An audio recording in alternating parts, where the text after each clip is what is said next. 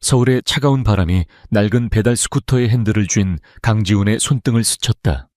그는 헬멧 바이저를 살짝 내려 강남의 화려한 네온사인이 젖은 아스팔트 위에서 번지는 모습을 무심하게 바라보았다. 그의 복장은 영락없는 배달 기사였다.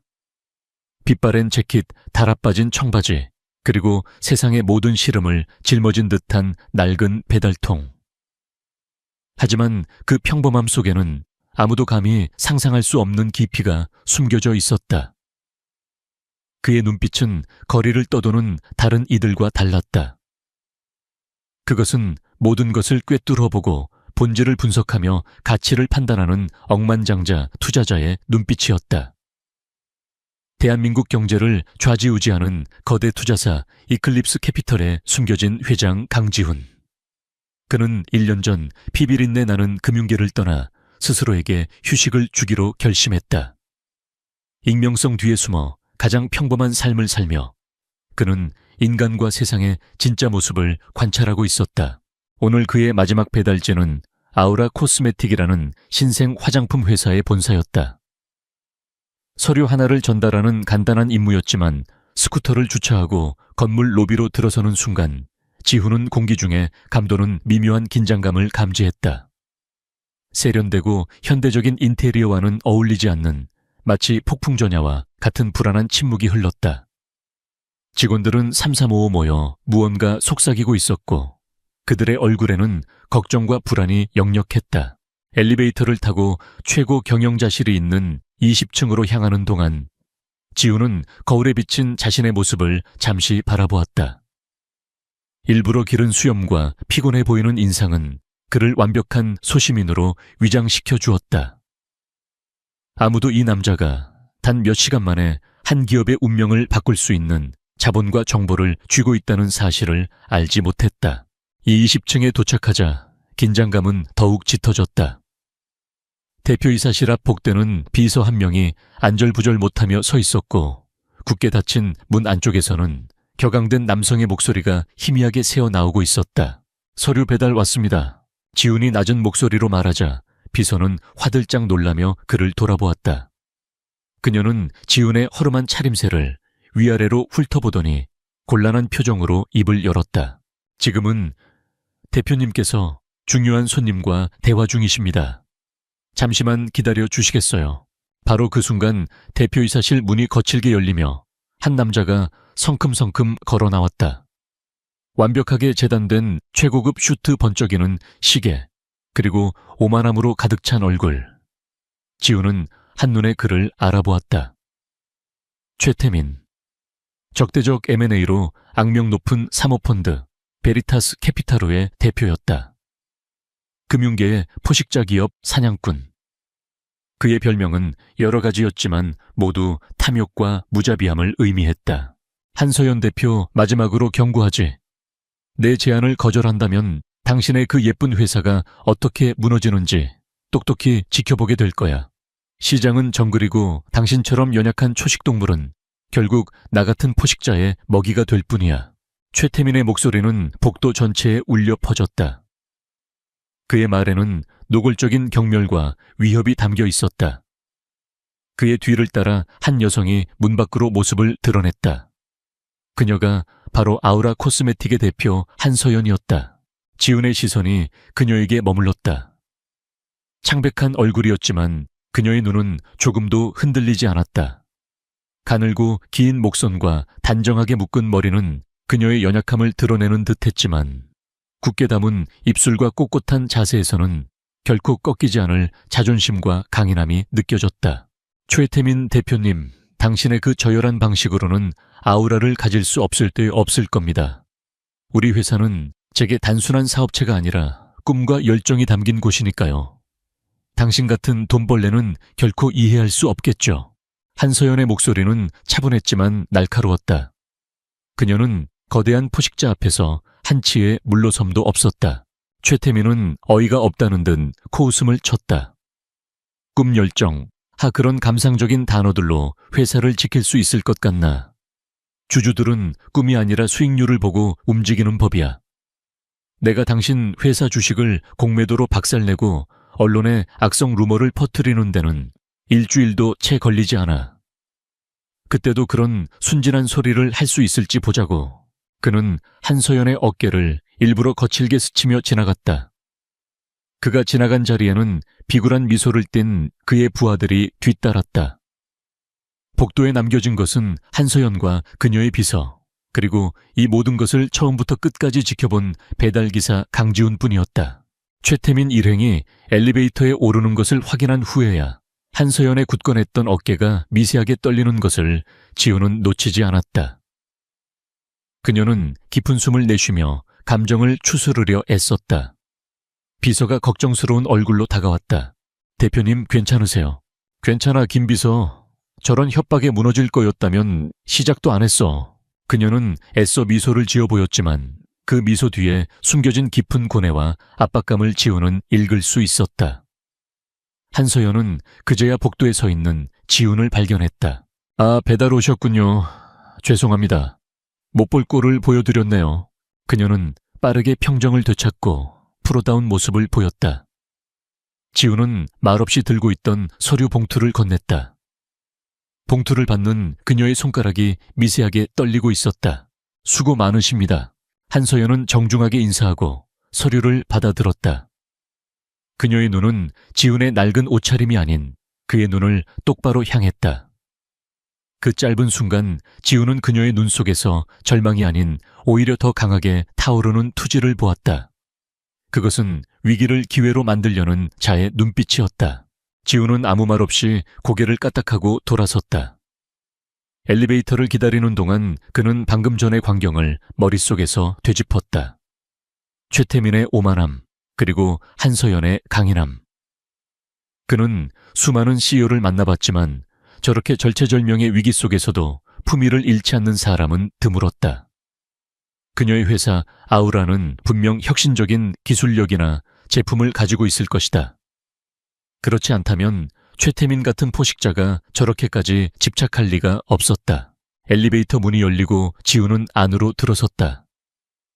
1층으로 내려가는 짧은 시간 동안 그의 머릿속은 복잡한 계산으로 가득 찼다. 최태민의 방식은 예측 가능했다.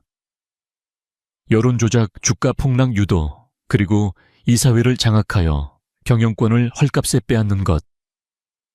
전형적인 기업 사냥꾼의 수법이었다. 한서연은 용감하게 맞서고 있지만 그녀에게는 이 거대한 공격을 막아낼 실탄이 부족해 보였다. 건물 밖으로 나온 지훈은 스쿠터에 올라타지 않고 잠시 멈춰 서서 아우라 코스메틱의 로고가 박힌 빌딩을 올려다보았다. 유리창 너머로 보이는 수많은 사무실의 불빛들. 저 안에는 한서연의 꿈뿐만 아니라 수많은 직원들의 생계가 달려있을 터였다. 1년간의 휴식은 충분했다. 세상의 밑바닥에서 지켜본 인간 군상은 그에게 새로운 통찰력을 주었다. 이제 그 힘을 사용할 때가 온 것 같았다. 정의감 때문만은 아니었다. 최태민 같은 오만하고 탐욕스러운 자가 시장을 어지럽히는 것을 그는 그냥 두고 볼 수 없었다.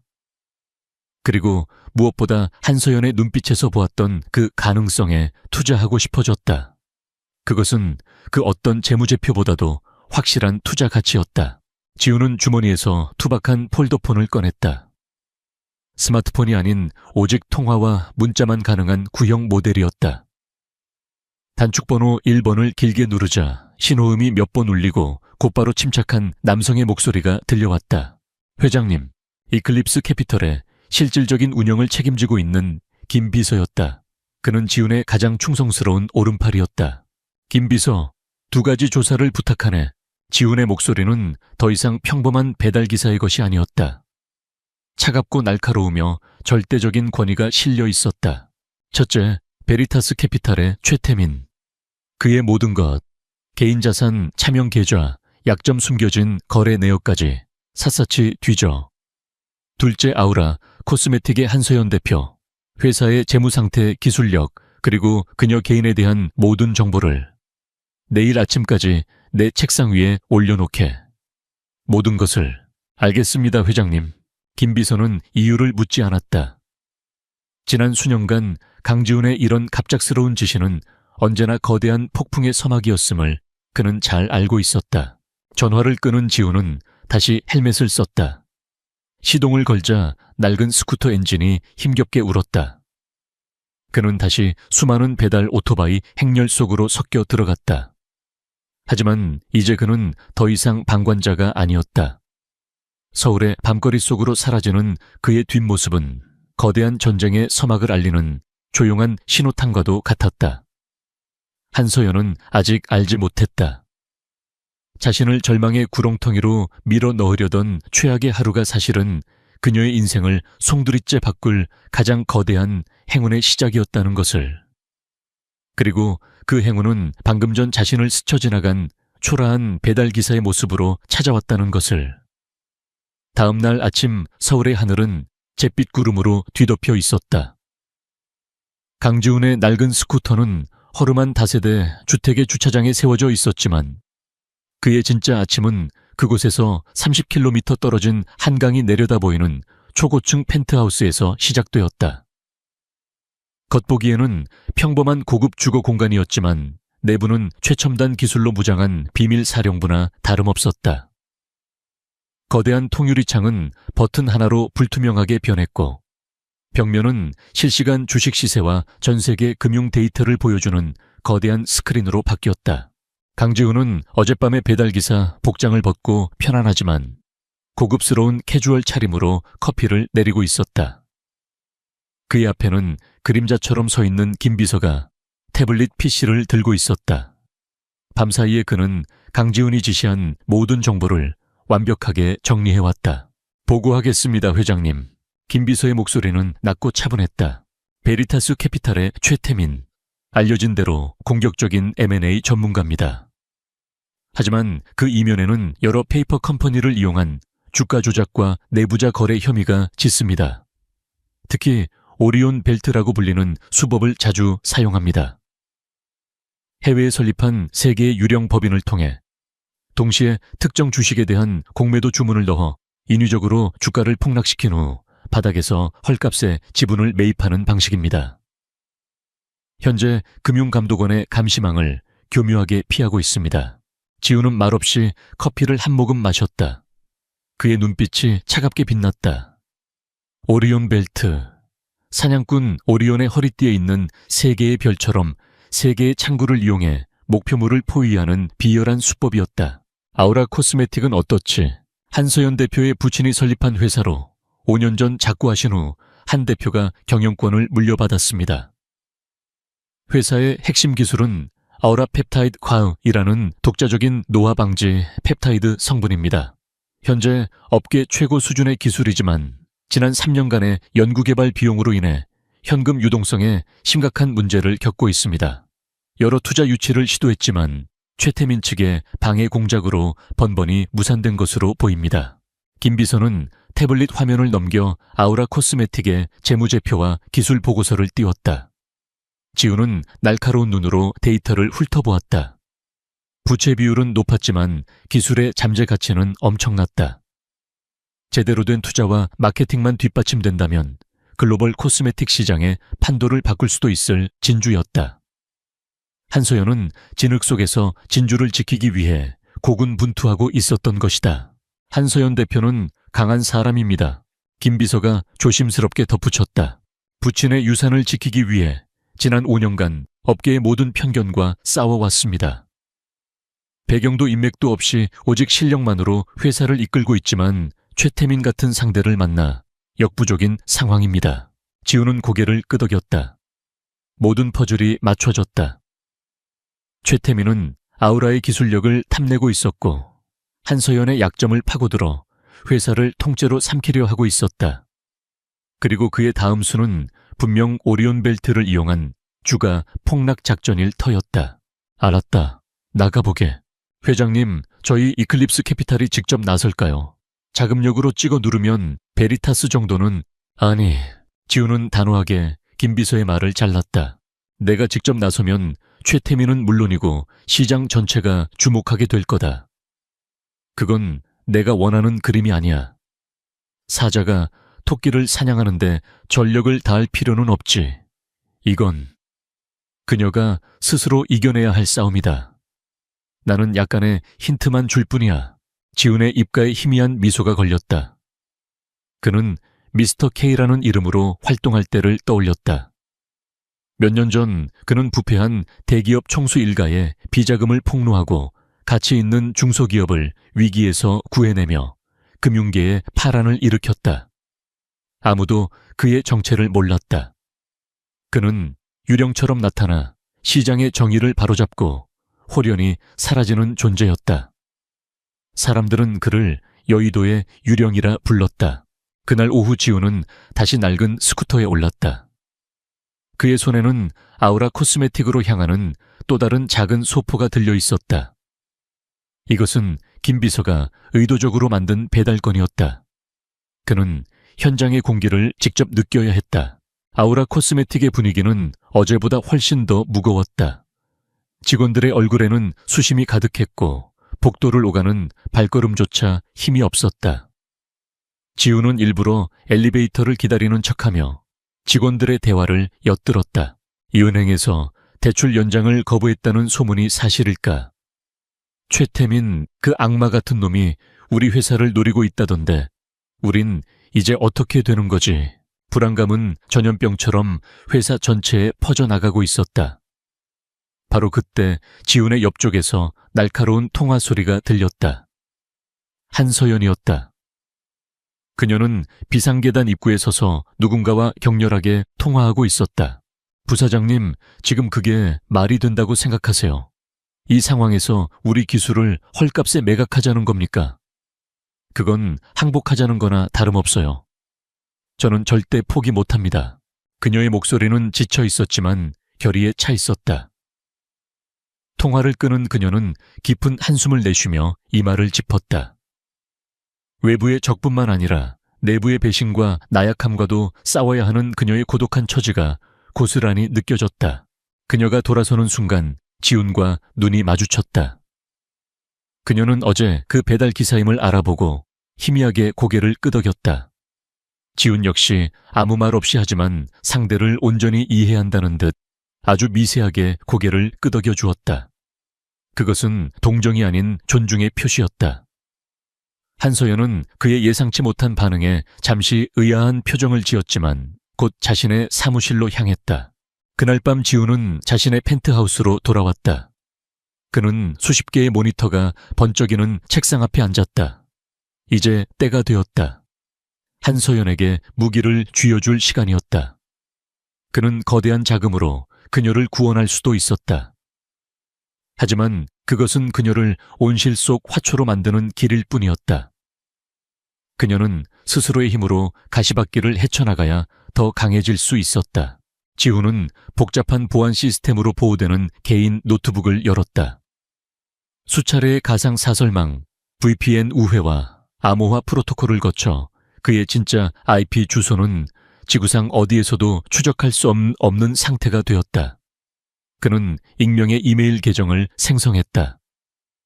발신자 이름은 단 한 글자 K였다. 수신인란에 한서연의 개인 이메일 주소를 입력한 후 그는 잠시 생각에 잠겼다. 너무 많은 정보를 주면 의심을 살 것이다. 너무 적은 정보는 도움이 되지 않는다. 핵심을 꿰뚫는 그러나 받는 이의 능력을 시험하는 메시지여야 했다. 그는 타자를 치기 시작했다. 수신 한소연스 이메일 애드레스.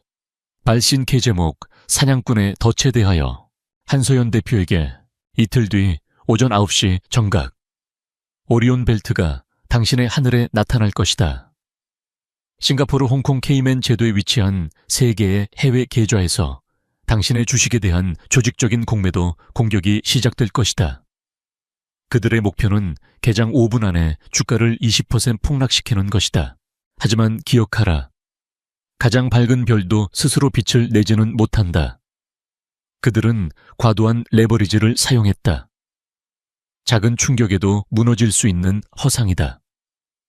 개장 후 3분 안에 당신 회사의 자사주 매입과 긍정적인 미공개 정보, 임상 3상 성공 데이터를 동시에 시장에 풀어라. 그들의 탐욕이 그들 스스로를 파멸시킬 것이다. 선택은 당신의 몫이다. 솔직하, 간결하고 단호하며 모든 것이 담겨 있는 메시지였다. 지우는 전송 버튼을 누르기 전 잠시 망설였다. 이 이메일 한 통이 한 사람의 그리고 한 기업의 운명을 바꿀 수 있었다. 그는 한서연의 눈빛을 떠올렸다. 그 강인한 눈빛이라면 이 암호 같은 메시지의 의미를 파악하고 기회를 잡을 수 있을 것이라 믿었다. 그는 전송 버튼을 눌렀다. 같은 시각 아우라 코스메틱의 대표이사실. 한서연은 꺼지지 않는 불빛 아래에서 홀로 싸우고 있었다. 책상 위에는 냉혹한 현실을 보여주는 주가 차트와 은행의 대출 거절 통보서가 놓여 있었다. 그녀는 지쳐 눈을 감았다. 모든 것을 포기하고 싶다는 유혹이 악마처럼 속삭였다. 그때 띵 하는 소리와 함께 컴퓨터 화면에 새로운 이메일 도착 알림이 떴다. 발신자 K. 제목은 사냥꾼의 덫에 대하여. 그녀는 무심코 이메일을 열었다. 스팸이거나 혹은 최태민이 보낸 또 다른 조롱의 메시지일 것이라 생각했다. 하지만 이메일의 내용을 읽어 내려가는 순간 그녀의 눈이 크게 뜨였다. 심장이 미친 듯이 뛰기 시작했다. 오리온 벨트, 세계의 해외 계좌, 과도한 레버리지. 너무나 구체적이고 전문적인 내용이었다. 이것은 무엇인가? 최태민 측의 내부 고발자인가? 아니면 더 정교한 함정인가? K 이니셜 K는 누구란 말인가? 그녀의 머릿속은 혼란으로 가득 찼다. 하지만 그 혼란 속에서, 절망의 잿더미 속에서 아주 작은 불씨 하나가 피어나는 것을 느꼈다. 그것은 희망이라는 이름의 불씨였다. 그녀는 화면의 암호 같은 문장들을 뚫어지라 쳐다보았다. 이 알 수 없는 도박에 그녀는 자신의 모든 것을 걸어야 할까? 한서연에게 그날 밤은 영원처럼 길게 느껴졌다. 사무실의 불은 꺼지지 않았고 그녀의 책상 위에는 식어버린 커피와 K가 보낸 이메일이 띄워진 모니터만이 덩그러니 놓여 있었다. 의심과 희망이 그녀의 마음속에서 격렬하게 싸웠다. 이성적으로는 함정일 가능성이 99%였다. 최태민이 그녀를 더 깊은 절망으로 밀어넣기 위해 꾸민 정교한 계략일 수도 있었다. 하지만 그녀의 직감은 지난 5년간 수많은 위기를 헤쳐나오며 단련된 경영자의 직감은 이 메시지가 진실이라고 속삭이고 있었다. 오리온 벨트. 그토록 구체적인 수법의 이름과 공격 시점까지 명시한 것은 단순한 장난이나 조롱으로 보기 어려웠다. 새벽 2시 그녀는 결단을 내렸다. 그녀는 회사에서 가장 신임하는 재무팀장 박성진에게 전화를 걸었다. 박 팀장은 그녀의 부친 때부터 회사를 지켜온 충직한 인물이었다. 팀장님, 죄송합니다만 지금 당장 회사로 와주실 수 있겠습니까? 비상사태입니다. 1시간 후 박 팀장은 퀭한 얼굴로 대표이사실에 들어섰다. 한서연은 그에게 K의 이메일을 보여주었다. 박 팀장의 첫 반응은 그녀와 같았다. 극도의 경계심. 대표님, 이것은 너무 위험합니다. 익명의 정보원을 믿고 회사의 비상자금을 움직이는 것은 도박입니다. 알아요, 팀장님. 하지만 최태민이 우리를 가만두지 않을 거라는 것도 알잖아요. 우리가 가만히 앉아서 당하기만 한다면 결과는 어차피 파멸뿐이에요. 이건 어쩌면 유일한 기회일지도 모릅니다. 한서연의 눈은 확신으로 불타고 있었다. 그녀는 박 팀장과 함께 밤새도록 K가 제시한 시나리오를 분석했다. 그들이 가진 정보로는 오리온 벨트의 실체를 직접 확인할 수는 없었다. 하지만 K의 가설을 바탕으로 시뮬레이션을 돌려본 결과 만약 공격이 실제로 일어난다면 K가 제안한 대응책이 가장 효과적이라는 결론이 나왔다. 그것은 마치 상대방의 패를 미리 알고 치는 포커 게임과도 같았다. 동이 트기 시작할 무렵 박 팀장은 마침내 고개를 끄덕였다. 대표님의 결정을 따르겠습니다. 비상자금 사용과 미공개 정보 공개 준비를 시작하겠습니다.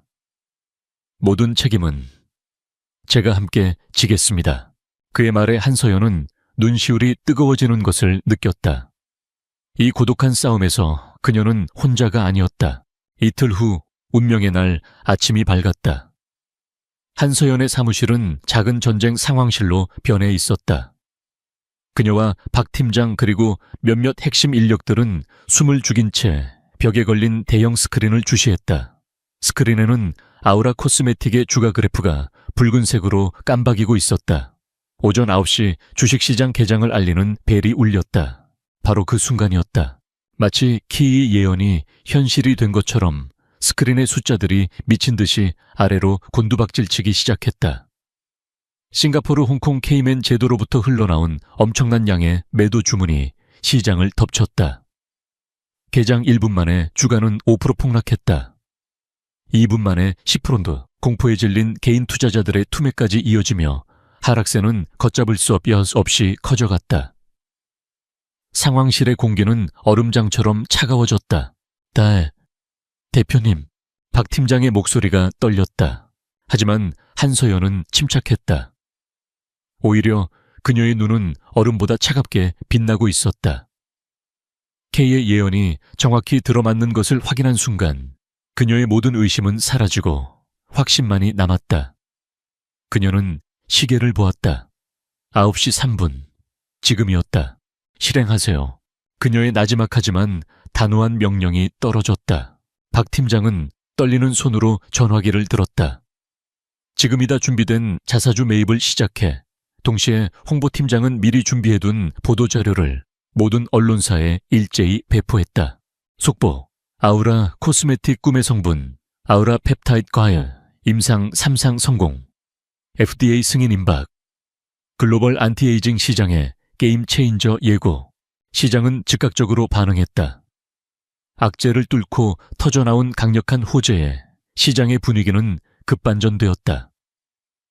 회사가 직접 주식을 사들인다는 소식은 주가 방어에 대한 강력한 의지를 보여주었고 폭락하던 주가는 바닥을 찍고 맹렬한 기세로 반등하기 시작했다.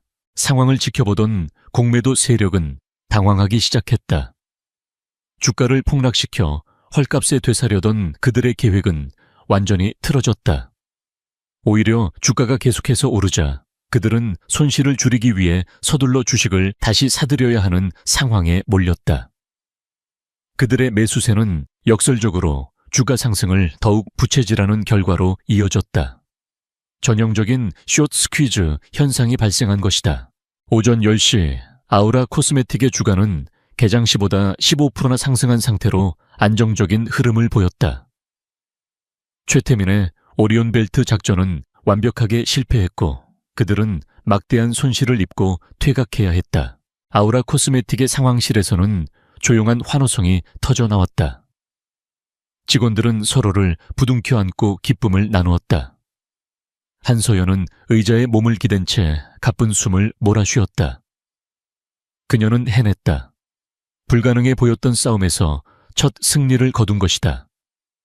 이 작은 승리는 회사의 붕괴를 막았을 뿐만 아니라 절망에 빠져있던 직원들에게 우리도 할 수 있다는 희망과 자신감을 심어주었다. 같은 시각 여의도 베리타스 캐피탈의 화려한 대표이사실. 최태민은 믿을 수 없다는 표정으로 모니터를 노려보고 있었다. 그의 완벽한 시나리오가 처참하게 박살났다. 단순한 실패가 아니었다. 상대는 그의 공격을 예측하고 그 힘을 역이용하여 그에게 상처를 입혔다. 금전적인 손실은 크지 않았지만 그의 자존심에 깊은 상처를 남겼다. 어떻게 된 거야? 한서연 그 계집이 감히 어떻게 내 수를 읽었지? 그의 분노에 찬 고함의 부하 직원들은 고개를 숙인 채 벌벌 떨었다. 내부에 첩자가 있는 것 같습니다. 그렇지 않고서는 이렇게 완벽하게 대응할 수 없습니다. 첩자 당장 색출해. 그리고 2차 공격을 준비해. 이번에는 이딴 장난 같은 수준이 아닐 거다. 언론 정치권 내가 가진 모든 카드를 총동원해. 아우라 코스메틱이라는 이름 자체를 이 바닥에서 지워버릴 테다.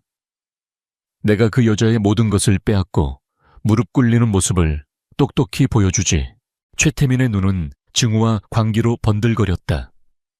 그는 상처 입은 포식자처럼 더욱 잔인하고 무자비해져 있었다. 아우라 코스메틱의 사무실에 다시 평화가 찾아왔지만 한서연의 마음은 오히려 더 복잡해졌다. 승리의 기쁨도 잠시 그녀의 머릿속은 온통 K라는 인물에 대한 생각으로 가득 찼다. 그는 대체 누구일까? 최태민에게 원한을 가진 또 다른 인물, 아니면 순수한 조력자. 그녀는 무심코 창밖을 내다보았다. 회사 앞을 지나가는 수많은 사은 사람들. 그때 낡은 스쿠터 한 대가 그녀의 시야에 들어왔다. 며칠 전 최태민과 마주쳤을 때와 오늘 아침에 출근할 때 보았던 바로 그 배달 기사였다. 그는 헬멧을 쓴 채 잠시 회사 건물을 올려다보는 듯 하더니 이내 인파 속으로 사라졌다. 왜 자꾸 저 사람이 눈에 띄는 거지? 그녀는 고개를 저었었다. 말도 안 되는 생각이었다. 저렇게 평범하고 초라한 배달 기사와 금융시장의 흐름을 꿰뚫어보는 미스터리한 정보원 K 사이에는 아무런 연결점도 없었다. 하지만 이상하게도 그 배달 기사에 무심하면서도 모든 것을 꿰뚫어보는 듯했던 그 눈빛이 잊히지 않았다. 한서연은 다시 자신의 자리로 돌아왔다. 이제 더 이상 망설임은 없었다. 그녀는 자신의 힘으로 회사를 지켜냈고 앞으로도 그럴 것이다. 하지만 그녀는 알았다. 자신에게는 K라는 강력하고 미스터리한 아군이 있다는 것을. 그리고 그녀는 그를 믿어보기로 했다. 최태민의 더 거대한 파도가 밀려오고 있었지만 그녀는 더 이상 두렵지 않았다.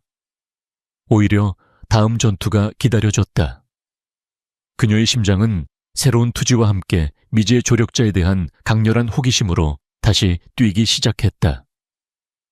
며칠간의 폭풍전야와 같은 고요함이 흘렀다. 한서연과 아우라 코스메틱의 직원들은 작은 승리에 고무되어 밤낮을 잊고 회사 정상화에 매달렸다. 하지만 한서연은 알고 있었다. 이것은 끝이 아니라는 것을. 상처 입은 맹수는 반드시 복수하러 돌아오며 그 복수는 이전보다 훨씬 더 잔혹할 것이라는 사실을. 그녀는 매일 밤 K로부터 또 다른 메시지가 오지 않을까 이메일함을 확인했지만 그곳은 텅 비어 있었다. 그녀의 예감은 틀리지 않았다. 최태민은 자신의 사무실에서 복수의 칼날을 갈고 있었다. 그는 이번에는 단순한 주가 조작이 아닌 아우라 코스메틱이라는 존재 자체를 사회적으로 매장시킬 계획을 세웠다. 그는 돈으로 매수한 언론인들, 악의적인 루머를 퍼뜨릴 온라인 바이럴 마케팅팀, 그리고 그의 검은 돈을 받아먹은 애널리스트들을 소집했다. 공격은 예고 없이 시작되었다. 한 경제신문의 한 면 헤드라인이 포문을 열었다. 충격 단독. 아우라 코스메틱, 꿈의 성분이라더니 심각한 부작용 사례 속출. 기사는 날조된 인터뷰와 조작된 데이터로 가득했다. 아우라의 제품을 쓰고 피부가 뒤집어졌다는 가짜 피해자들이 등장했고 익명의 내부 고발자는 회사가 이를 은폐하려 했다고 주장했다. 기사가 나가자마자 소셜미디어는 걷잡을 수 없이 불타올랐다. 뱀 아우라 불매운동. 한서연 건 거짓말쟁이 같은 해시태그가 실시간 트렌드를 장악했다. 회사의 고객센터는 항의 전화로 마비되었고 주요 판매처들은 줄줄이 제품 철수를 통보해왔다. 말도 안 돼. 전부 거짓이야. 한서연은 자신의 눈앞에서 회사의 명성이 무너져 내리는 것을 속수무책으로 지켜보아야 했다. 해명 기사를 내려 해도 거대 언론사의 힘 앞에서 그들의 목소리는 묻혀버렸다. 이것이 최태민이 설계한 여론 재판이었다. 그리고 이것은 시작에 불과했다. 여론이 최악으로 치닫자 최태민은 두 번째 공격을 개시했다. 금융시장을 향한 총공격이었다. 그는 이전과는 비교도 할 수 없는 규모의 공매도 폭탄을 시장에 쏟아부었다. 정규장이 마감된 후 시간 외 거래에서 아우라의 주가는 날개 없는 추락을 시작했다. 20%, 30%, 40%. 숫자가 떨어질 때마다 회사의 가치가 수천억 원씩 허공으로 사라졌다. 대표님, 증권사에서 마진콜 전화가 오고 있습니다. 당장 증거금을 채워 넣지 않으면 저희가 담보로 잡힌 주식 전부를 강제 청산하겠다고 합니다. 박 팀장의 절규에 가까운 보고가 이어졌다. 은행들은 등을 돌렸고 투자자들은 비난의 전화를 퍼부었다. 직원들은 망연자실한 표정으로 서로의 얼굴만 바라볼 뿐이었다. 며칠 전에 작은 승리가 안겨준 희망은 차가운 절망으로 변해 있었다. 한서연은 대표이사실 의자에 주저앉았다. 사방이 막혀 있었다. 그녀가 평생을 바쳐 지키려 했던 아버지의 유산, 그녀의 꿈, 그리고 직원들의 미래가 하룻밤 사이에 잿더미가 될 위기에 처했다. 그녀는 마지막 희망을 걸고 다시 한번 이메일함을 열었다. 하지만 K로부터의 답장은 없었다. 그는 그녀를 버린 것일까? 아니면 그의 도움조차 이 거대한 재앙 앞에서는 무용지물이었을까? 희미한 불빛만이 비추는 사무실에서 그녀는 난생 처음으로 완전한 고독과 패배감을 느꼈다. 같은 시각 강남의 초고층 펜트하우스. 강지우는 고요한 침묵 속에서 수십 개의 모니터를 응시하고 있었다. 모니터에는 아우라 코스메틱의 주가 폭락 그래프와 전 세계 금융시장의 데이터, 그리고 최태민의 자금 흐름을 실시간으로 추적하는 화면이 띄워져 있었다. 세상이 아우라의 비극을 이야기할 때 그는 전쟁을 지휘하는 장군처럼 냉정하고 침착했다. 최태민이 가진 모든 패를 다 던졌군. 지훈이 나지막이 읊조렸다. 그의 옆에 서 있던 김 비서가 긴장된 목소리로 말했다. 회장님, 아우라 코스메틱의 주가가 곧 휴지 조각이 될 겁니다. 지금 개입하지 않으면. 아니, 김 비서요. 지훈은 손을 들어 그의 말을 막았다. 사냥감이 가장 깊은 함정에 빠졌을 때 사냥꾼은 비로소 모습을 드러내는 법이지. 그는 이제 돌아갈 길이 없어. 우리가 쳐놓은 거대한 덫에 제 발로 걸어 들어온 거야. 지훈의 눈빛은 한치의 흔들림도 없었다. 그는 이 모든 상황을 몇 수 앞서 내다보고 있었다. 그는 헤드셋을 끼고 전 세계에 흩어져 있는 자신의 비밀 트레이더들에게 명령을 내리기 시작했다. 그의 목소리는 차갑고 간결했지만 절대적인 힘을 담고 있었다. 지금부터 프로젝트 피닉스를 가동한다. 피닉스. 잿더미 속에서 부활하는 불사조. 작전의 이름 자체가 모든 것을 말해주고 있었다. 1단계. 우리의 모든 유령 계좌를 동원해 시장에 풀린 공매도 물량을 전부 흡수한다. 최태민이 던지는 족족 다 받아먹어. 단 주가가 완전히 바닥을 치게 두진 마.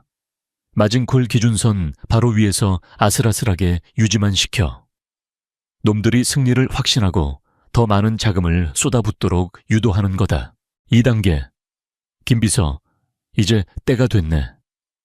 제네시스 포트폴리오를 우리가 선별해둔 해외 유력 언론사 10곳에 동시 전송하게. 제네시스 포트폴리오. 그것은 강지훈이 지난 며칠간 아우라의 기술력을 바탕으로 만든 궁극의 방역 카드였다. 거기에는 오라 펩타이드 과혈을 넘어선 차세대 신물질에 대한 연구 데이터 세계 각국에 출원된 특허 서류 뭉치, 그리고 노벨상 후보로 거론되는 저명한 과학자들의 추천 영상까지 담겨 있었다. 이것은 아우라가 단순한 화장품 회사가 아니라 글로벌 바이오테크 산업을 이끌어갈 잠룡임을 증명하는 명백한 증거였다. 그리고 한 가지 더. 지훈의 입가에 서늘한 미소가 번졌다. 베리타스 외에 목줄이라는 이름의 파일을 검찰총장 비서실 직통 메일로 보내게. 대한민국 금융시장의 정의를 바라는 한 시민의 이름으로, 익명의 제보로. 그 파일 안에는 지난 몇 년간 최태민이 저질러온 주가 조작 내부자, 거래 뇌물 공여에 대한 모든 증거가 담겨 있었다. 그를 사회적으로, 법적으로 완전히 매장시킬 결정타였다. 모든 지시를 마친 지훈은 자리에서 일어났다. 그는 창가로 다가가 서울의 야경을 내려다보았다. 저 아래 어딘가에서 절망하고 있을 한서연의 모습을 떠올렸다. 조금만 더 버텨. 동이 트기 전이 가장 어두운 법이니까. 그는 낮 동안 자신의 또 다른 신분인 배달 기사로서의 삶을 떠올렸다. 편의점에서 컵라면으로 끼니를 때우면서 그의 명령 한마디에 수조 원의 자금이 움직이는 이 아이러니. 하지만 그는 이 삶을 통해 더 중요한 것을 보았다.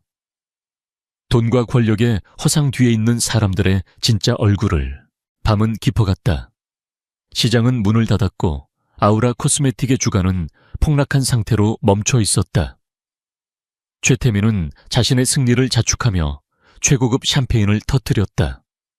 내일 아침이면 한서연이 찾아와 자신의 발밑에 무릎을 꿇고 모든 것을 바칠 것이라 확신했다. 한서연은 꺼진 모니터 앞에 엎드려 모든 것이 끝났다고 생각했다. 하룻밤의 거대한 도박은 절정을 향해 치닫고 있었다. 그리고 그 결과는 오직 한 남자, 서울의 밤거리를 누비는 평범한 배달기사 강지훈만이 알고 있었다. 내일 아침 금융시장이 다시 문을 열 때 세상은 진짜 기적이 무엇인지 목격하게 될 터였다. 다음 날 아침 대한민국 금융의 심장부인 여의도는 전원에 휩싸여 있었다. 모든 증권사 객장과 온라인 주식 게시판은 아우라 코스메틱의 이야기로 들끓었다. 모두가 한 회사의 비극적인 종말을 예견하고 있었다. 어젯밤 시간 외 거래에서 기록한 폭락세는 오늘 아침 개장과 동시에 회사가 상장 폐지 수순을 밟게 될 것이라는 명백한 신호처럼 보였다. 베리타스 캐피탈의 사무실에서 최태민은 여유롭게 시가를 입에 물고 통쾌한 미소를 짓고 있었다. 그의 앞 모니터에는 아우라 코스메틱의 예상 체결가가 하한가로 표시되어 있었다. 그는 이미 은행과 접촉해 아우라의 자산을 헐값에 인수할 준비까지 마친 상태였다. 엘레온 씨, 정각이 되면 저 가여운 여왕의 성은 무너지고 모든 것은 내 것이 될 것이다. 그는 승리를 확신했다. 반면 아우라 코스메틱의 대표이사실은 장례식장과도 같았다. 한서연은 밤을 샌 채 텅 빈 눈으로 창밖을 바라보고 있었다. 그녀의 곁을 지키는 박 팀장과 몇몇 직원들의 얼굴에도 깊은 절망이 서려 있었다. 그들은 싸우기 위해서가 아니라 그저 자신들이 사랑했던 회사의 마지막을 함께 지켜보기 위해 그 자리에 남아 있었다. 모든 것이 끝났다고 그녀는 생각했다.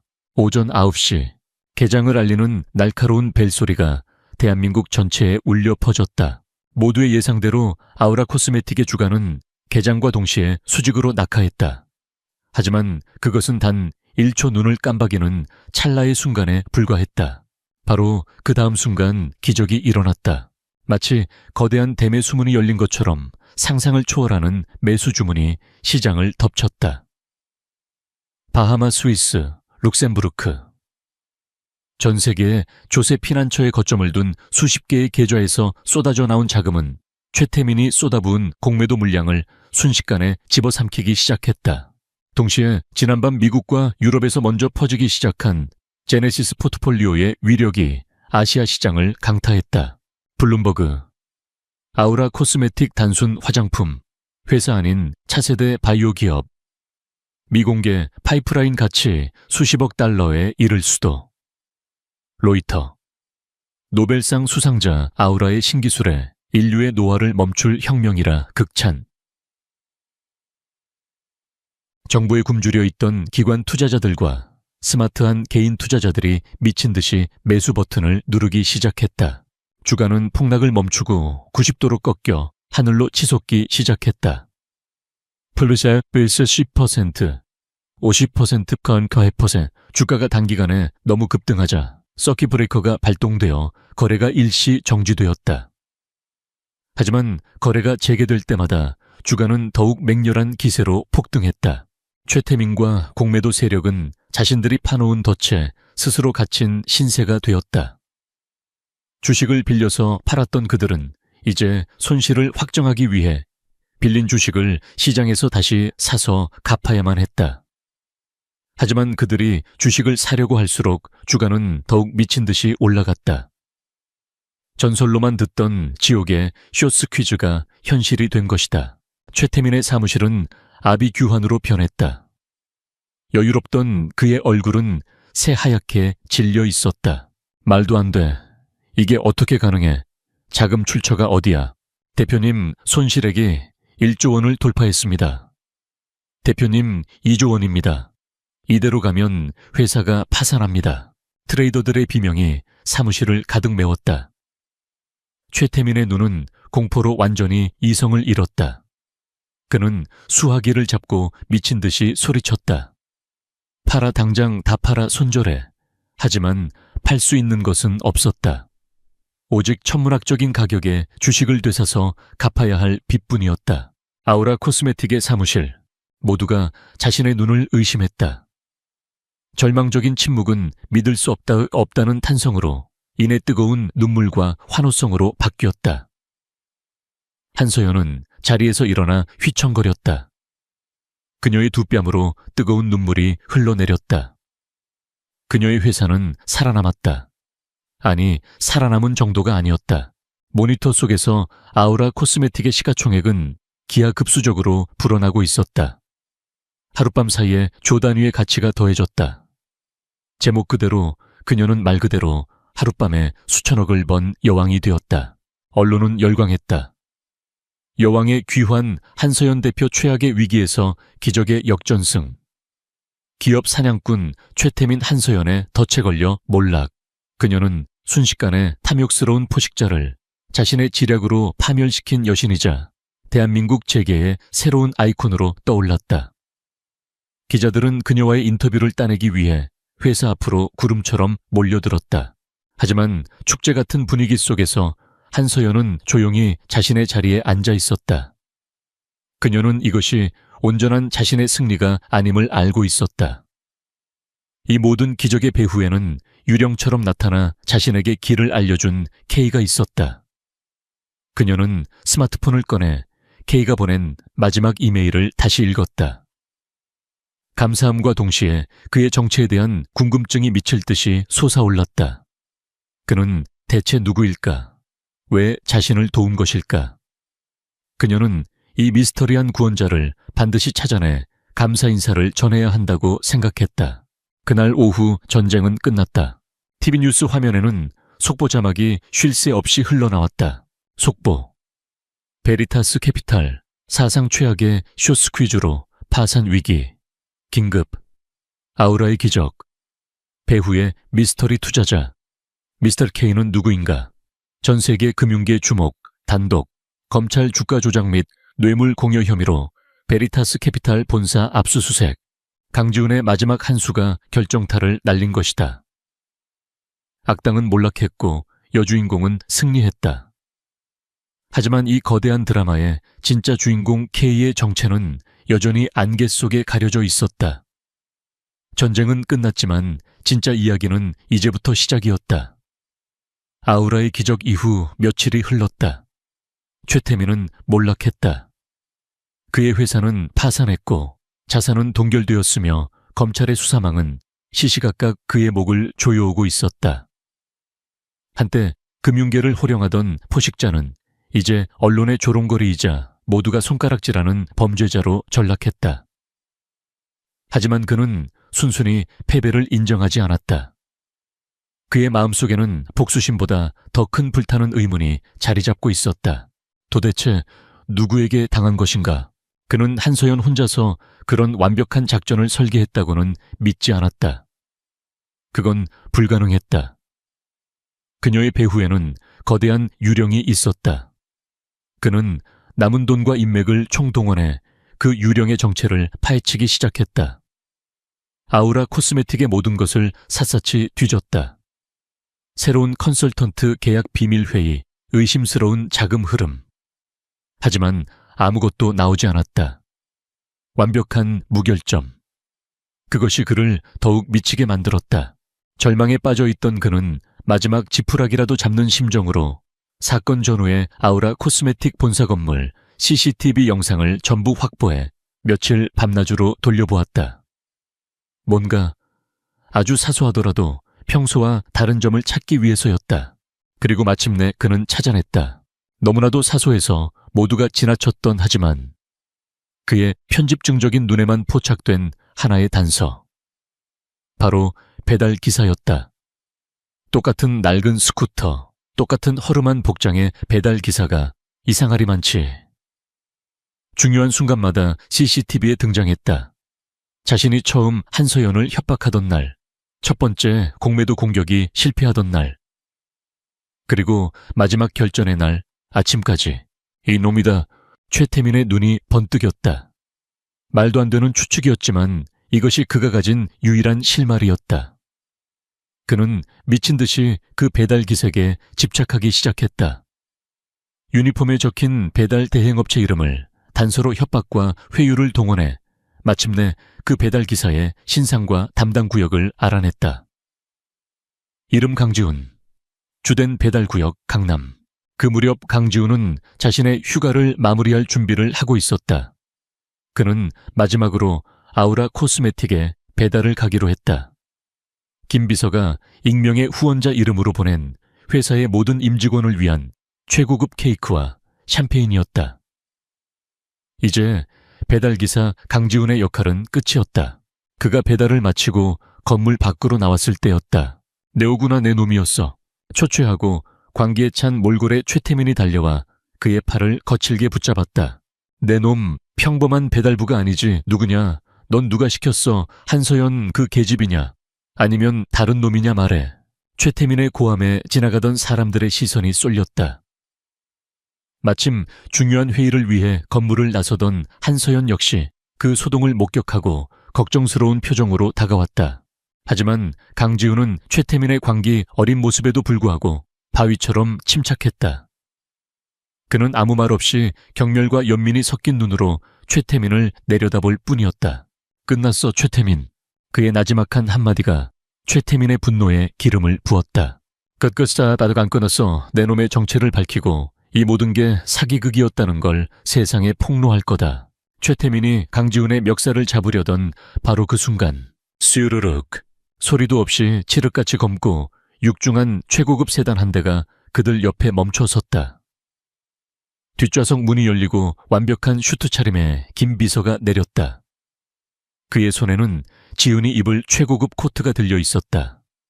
김 비서는 주위의 시선은 아랑곳하지 않고 허름한 배달기사 복장의 강지훈에게 90도로 허리를 숙였다. 회장님, 이제 그만 가시죠. 다음 일정이 있으십니다. 회장님, 그 한마디가 공기 중에 얼어붙었다. 최태민의 얼굴에서 핏기가 사라졌다. 그의 손이 힘없이 강지훈의 팔에서 떨어져 나갔다. 경악과 불신 그리고 공포가 뒤섞인 표정으로 그는 강지훈을 쳐다보았다. 이 거짓골을 한 남자가 회장님, 대체 어느 회사에 그의 머릿속에 번개처럼 하나의 이름이 스쳐 지나갔다. 이 정도의 자금력과 정보력으로 자신을 파멸시킬 수 있는 유일한 존재. 전설 속의 투자사 아무도 실체를 본 적 없는 이클립스 캐피털. 그리고 그곳의 유령 같은 회장. 그 순간 최태민은 모든 것을 깨달았다. 그의 다리가 풀리며 그는 그 자리에 주저앉았다. 한서연 역시 이 모든 광경을 숨죽여 지켜보고 있었다. 검은 세단, 정중한 비서, 그리고 회장님이라는 충격적인 단어. 그녀의 머릿속에서 모든 퍼즐 조각이 미친 듯이 맞춰지기 시작했다. 항상 모든 것을 꿰뚫어 보던 배달기사의 그 이상할 정도로 침착한 눈빛, 그의 기묘한 등장 타이밍, 그리고 어둠 속에서 자신을 이끌어준 전능한 조력자 K. 이 모든 것이 낡은 재킷을 입은 저 한 남자에게로 수렴했다. 그녀는 현기증을 느끼며 옆에 있던 벽에 몸을 기댔다. 심장이 격렬하게 요동쳤다. 자신을 구원한 익명의 영웅이 매일 자신을 스쳐 지나가던 바로 그 초라한 배달 기사였다니. 강지훈은 최태민의 팔을 조용히 뿌리친 후 부서진 그를 향해 마지막 시선을 던졌다. 그리고는 김 비서에게로 몸을 돌렸다. 김 비서는 그의 배달 유니폼 위에 부드럽게 코트를 걸쳐주었다. 강지훈은 더 이상 최태민을 돌아보지 않고 차에 올라탔다. 하지만 차 문이 닫히기 직전 그의 시선이 길 건너편의 한서연과 마주쳤다. 그것은 그녀가 방금 깨달은 모든 것이 사실임을 확인시켜주는 짧지만 깊은 눈빛이었다. 세단은 부드럽게 미끄러지며 출발했다. 그 자리에는 완전히 망가진 채 넋을 잃은 최태민과 수군거리는 구경꾼들. 그리고 세상이 뒤집히는 듯한 충격 속에서 꼼짝도 못하고 서 있는 한서연만이 남겨졌다. 마침내 비밀의 장막이 걷혔다. 몇 주가 흘렀다. 서울의 가을은 깊어졌고 금융시장의 광풍은 거짓말처럼 잦아들었다. 최태민은 법의 심판을 기다리는 신세가 되었다. 강지훈이 넘긴 베리타스의 목줄 파일은 검찰에게 그의 모든 범죄를 증명할 완벽한 증거가 되었다. 그의 몰락은 시장에 만연했던 탐욕과 부패에 대한 강력한 경고가 되었다. 반면 아우라 코스메틱은 새로운 역사를 쓰고 있었다. 기적의 여왕, 한서연의 지휘 아래 회사는 이전과는 비교할 수 없을 정도로 성장했다. 강지훈의 제네시스 포트폴리오 덕분에 세계적인 투자 펀드들이 앞다투어 투자를 제안해왔고 아우라의 기술력은 업계의 표준이 되었다. 사무실은 희망과 활기로 가득 찼고 직원들의 얼굴에서는 더 이상 불안의 그림자를 찾아볼 수 없었다. 한서연은 이제 대한민국에서 가장 주목받는 젊은 경영인이 되었다. 수많은 인터뷰와 강연 요청이 쇄도했지만 그녀의 마음속에는 아직 해결되지 않은 중요한 일이 남아 있었다. 그녀는 비서를 통해 공식적인 초대장을 한 통 보냈다.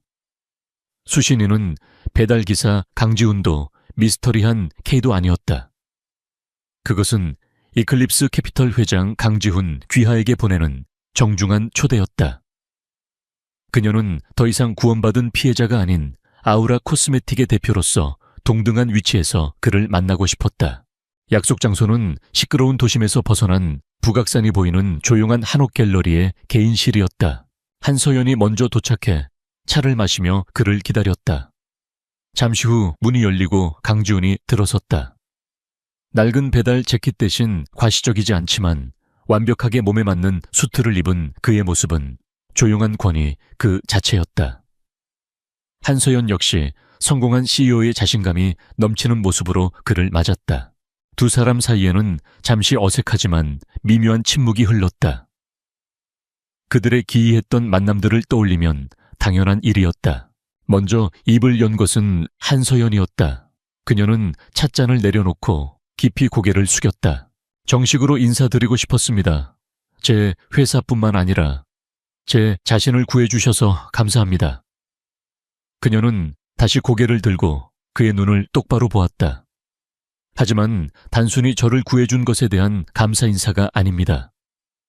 회장님은 제게 상어들로 가득한 바다에서 물고기를 잡아주신 게 아니라 직접 상어와 싸우는 법을 가르쳐 주셨습니다. 그 점에 대해 진심으로 감사합니다. 그녀의 말에는 가식 없는 존경과 감사가 담겨 있었다. 강지훈은 희미하게 미소 지으며 손을 저었다. 과찬이십니다, 한 대표님. 솔직히 말해 처음에는 그저 오만한 포식자가 눈에 거슬렸을 뿐입니다. 하지만 대표님과 아우라 코스메틱을 알아갈수록 저는 제가 잊고 있던 것을 다시 보게 되었습니다. 그는 창밖의 풍경을 바라보며 말을 이었다. 저는 돈이 돈을 낳는 이 금융계의 허상에 환멸을 느끼고 있었습니다. 그래서 모든 것을 떠나 가장 평범한 삶 속으로 도망쳤던 겁니다. 그러다 대표님을 만났습니다. 약삭빠른 투기가 아닌 진정한 가치와 혁신에 대한 믿음. 그것을 지키기 위해 모든 것을 거는 용기. 대표님은 제게 아직 이 세상에 지킬 만한 가치가 남아있다는 것을 보여주셨습니다. 오히려 제가 감사해야 할 일입니다. 그의 고백에 두 사람 사이에 마지막 어색함이 녹아내렸다. 그들은 더 이상 과거의 일에 대해 말하지 않았다.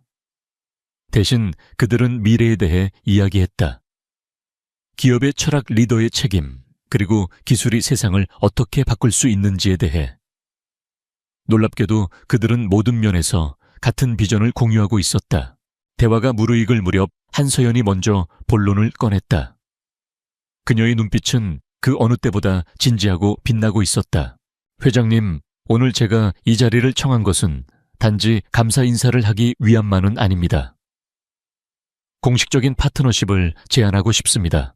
그녀는 자신감 넘치는 목소리로 말을 이었다. 이클립스 캐피털의 자본과 전략적인 통찰력, 그리고 아우라 코스메틱의 기술력과 비전. 우리가 함께한다면 단순히 돈을 버는 것을 넘어 세상을 바꾸는 지속 가능한 무언가를 만들 수 있다고 확신합니다. 그것은 한서연이 던지는 또 다른 승부수이자 새로운 시작을 향한 제안이었다. 강지우는 잠시 말이 없었다. 그는 그저 따뜻한 눈으로 그녀를 바라볼 뿐이었다. 그리고는 그녀가 처음 보는 환한 미소를 지었다. 배달기사의 무심한 표정도 투자자의 차가운 얼굴도 아닌 한 남자 강지훈의 진짜 미소였다. 한 대표님, 그건 제가 올해 들은 투자 제안 중에 가장 유망한 제안이군요. 그는 손을 내밀었다. 한서연은 그의 손을 굳게 잡았다. 그들의 악수는 단순히 수조 원짜리 비즈니스 계약의 시작이 아니었다. 그것은 신뢰와 존중으로 맺어진 동등한 두 파트너의 새로운 관계, 새로운 시대의 서막을 알리는 상징이었다. 두 사람은 나란히 서서 창밖으로 펼쳐진 서울의 풍경을 바라보았다. 화려한 도시의 스카이라인 위로 희망찬 미래의 청사진이 그려지고 있었다. 그들의 이야기는 여기서 끝나지 않을 것이다. 이것은 끝이 아니라 더 위대한 전설의 시작일 뿐이었다. 박소희는 익숙하게 청소 카트를 밀며 방금 전까지 그룹의 운명을 좌우하는 남자들이 머물렀던 프레지덴셜 스위트룸으로 들어섰다. 그녀는 늘 고개를 숙이고 다녔다. 화려한 대리석 바닥에 비치는 자신의 초라한 모습을 보고 싶지 않아서이기도 했고 다른 사람들의 눈에 띄고 싶지 않아서이기도 했다. 이 6성급 호텔 제니스에서 그녀 같은 청소 노동자는 가구와도 같은 존재였다. 있어도 없는 존재 보여도 보이지 않는 존재. 룸서비스 직원들이 와인잔과 접시들을 치워나가는 동안 소희는 묵묵히 자신의 일을 시작했다. 그녀의 일은 언제나 똑같았다. 쓰레기통을 비우고 바닥을 닦고 흐트러진 쿠션을 바로잡는 것. 그녀는 자신의 일에 있어서는 병적으로 꼼꼼했다. 아주 작은 먼지 하나도 그녀의 눈을 피해갈 수 없었다. 그녀는 먼저 응접실의 작은 휴지통을 비우기 위해 다가갔다. 그 안에는 구겨진 냅킨과 시각공초 따위가 들어있었다. 그런데 그 쓰레기들 사이에 다른 종이와는 재질이 달라 보이는 작게 찢어진 종이 조각 하나가 눈에 띄었다. 호텔의 공식적인 메모지가 아니었다. 훨씬 더 두껍고 질 좋은 종이었다. 대부분의 사람이라면 그냥 다른 쓰레기와 함께 봉투에 쓸어 담았을 것이다. 하지만 소희는 잠시 멈칫했다. 그녀는 고무장갑을 낀 손으로 조심스럽게 그 종이 조각을 집어들었다. 그리고는 조심스럽게 펼쳐보았다. 그녀의 눈이 가늘어졌다. 낙서라고 하기에는 너무나도 정교했다.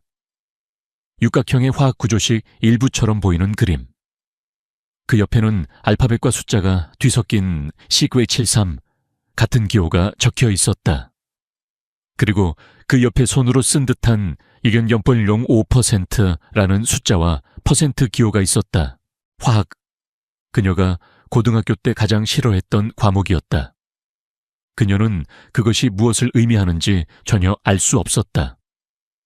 하지만 그녀의 뇌는 그녀 자신도 모르는 사이에 그 이상한 패턴과 숫자를 사진처럼 기억 속에 저장하고 있었다. 어울리지 않는 조합. 호텔의 부사장이 왜 이런 화학식 같은 것을 개인 휴지통에 버렸을까? 그냥 아무 의미 없는 메모일까? 그녀는 고개를 저었다. 쓸데없는 생각 하지 말자. 나랑은 상관없는 일이야. 그녀는 종이 조각을 다시 구겨서 쓰레기 봉투에 던져 넣으려 했다. 하지만 무언가 찝찝한 기분이 그녀의 손을 멈추게 했다. 아주 작은 반항심 같은 것이었다. 늘 무시당하고 없는 사람, 취급당하는 자신의 삶에 대한 아주 작은 반항. 그녀는 주위를 한번 둘러보고 아무도 없는 것을 확인했다. 그리고는 주머니에서 자신의 낡은 휴대폰을 꺼내 그 찢어진 종이 조각을 빠르게 촬영했다. 화질이 좋지 않아 흐릿했지만 형태를 알아볼 수는 있었다. 그녀는 사진을 저장하고 원래 그랬던 것처럼 종이 조각을 구겨 쓰레기 봉투 안에 던져 넣었다. 그녀가 막 청소를 마치고 스위트룸을 나서려던 순간이었다. 잊은 물건이라도 있는 듯 이동욱 부사장이 다시 방으로 들어왔다. 그는 누군가와 심각한 표정으로 통화하며 방 안으로 성큼성큼 걸어 들어왔다. 그는 청소 카트 옆에 서 있는 소희의 바로 옆을 스쳐 지나갔지만 그녀를 전혀 인식하지 못했다. 그의 눈에 그녀는 복도의 벽이나 바닥의 카펫과 다를 바 없는 풍경의 일부일 뿐이었다. 그러니까 그 농도를 정확히 맞춰야 한다는 말이야. 0.01%라도 오차가 생기면 모든 게 끝장이야. 알아들었어. 그의 낮은 목소리가 소희의 귓가를 스쳐 지나갔다. 소희는 자신도 모르게 숨을 참으며 그가 완전히 지나갈 때까지 얼어붙은 듯이 서 있었다. 그날의 힘든 업무가 모두 끝났다. 지하에 있는 직원 휴게실에서 소희는 지친 몸을 의자에 기댔다. 다른 직원들은 수다를 떨거나 스마트폰을 보며 웃고 있었지만 그녀는 그 어디에도 섞이지 못했다. 그녀는 주머니 속의 휴대폰을 꺼내 아까 찍었던 사진을 다시 열어보았다. 흐릿한 사진 속에 정체불명의 화학식. 그것은 여전히 그녀에게 아무런 의미도 없는 그림 조각일 뿐이었다. 내가 왜 이런 걸 찍었을까? 그냥 지워버리자. 그녀는 삭제 버튼을 누르려다가 다시 한번 망설였다. 이유는 알 수 없었다. 하지만 그녀는 직감적으로 느낄 수 있었다. 이 작은 종이 조각이 화려하고 완벽해 보이는 이 제니스 호텔의 테피스트리, 어딘가에 풀려있는 아주 작은 시로라기 하나라는 것을. 그리고 그 시로라기를 본 사람은 지금 이 세상에서 오직 그녀 자신뿐이라는 것을. 그녀는 결국 사진을 지우지 않았다. 그녀는 휴대폰을 끄고 텅 빈 눈으로 휴게실의 낡은 천장을 바라보았다. 그녀의 고단한 일상은 내일도 똑같이 반복될 터였다. 하지만 그녀는 아직 알지 못했다. 오늘 그녀가 무심코 주운 이 작은 퍼즐 조각 하나가 앞으로 그녀의 삶과 이 호텔의 운명을 송두리째 뒤흔들게 될 거대한 폭풍의 시작이었다는 것을. 그날 이후 박소희의 일상은 다시 원래의 궤도로 돌아온 듯했다. 그녀는 여전히 가장 먼저 출근해서 가장 늦게 퇴근했고 사람들의 눈에 띄지 않게 묵묵히 자신의 일을 했다. 그녀의 휴대폰에 저장된 그 정체불명의 화학식 사진은 그저 기묘한 해프닝의 흔적처럼 남아있을 뿐이었다. 그녀는 자신이 너무 과민 반응했던 것이라고 그냥 잊어버리자고 몇 번이나 다짐했다. 하지만 운명은 그녀를 평범한 청소부로 남겨둘 생각이 없는 듯했다. 며칠 뒤 늦은 밤이었다. 대부분의 직원들이 퇴근하고 거대한 호텔이 고요함에 잠겨갈 무렵 소희는 로비 라운지에 마감 청소를 하고 있었다. 그때 그녀는 라운지 가장 구석진 자리에서 아직 퇴근하지 않은 이동욱 부사장을 발견했다. 그는 혼자가 아니었다. 낯선 남자와 마주 앉아 낮은 목소리로 심각하게 대화를 나누고 있었다. 소희는 직감적으로 몸을 숨겼다. 그녀는 거대한 관상용 화분 뒤에 웅크리고 숨을 죽였다. 거리가 멀어 모든 대화를 들을 수는 없었지만 날카로운 몇 개의 단어들이 그녀의 귓가에 박혔다. 위험 부담이 너무 커. 수질 검사 주기. 최종 단계에서는 대화는 길지 않았다.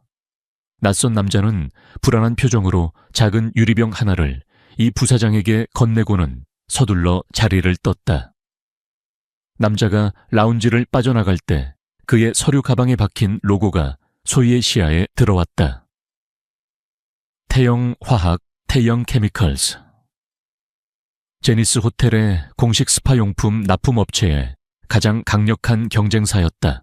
부사장이 경쟁사 사람과 한밤중에 비밀리에 만나고 있었다.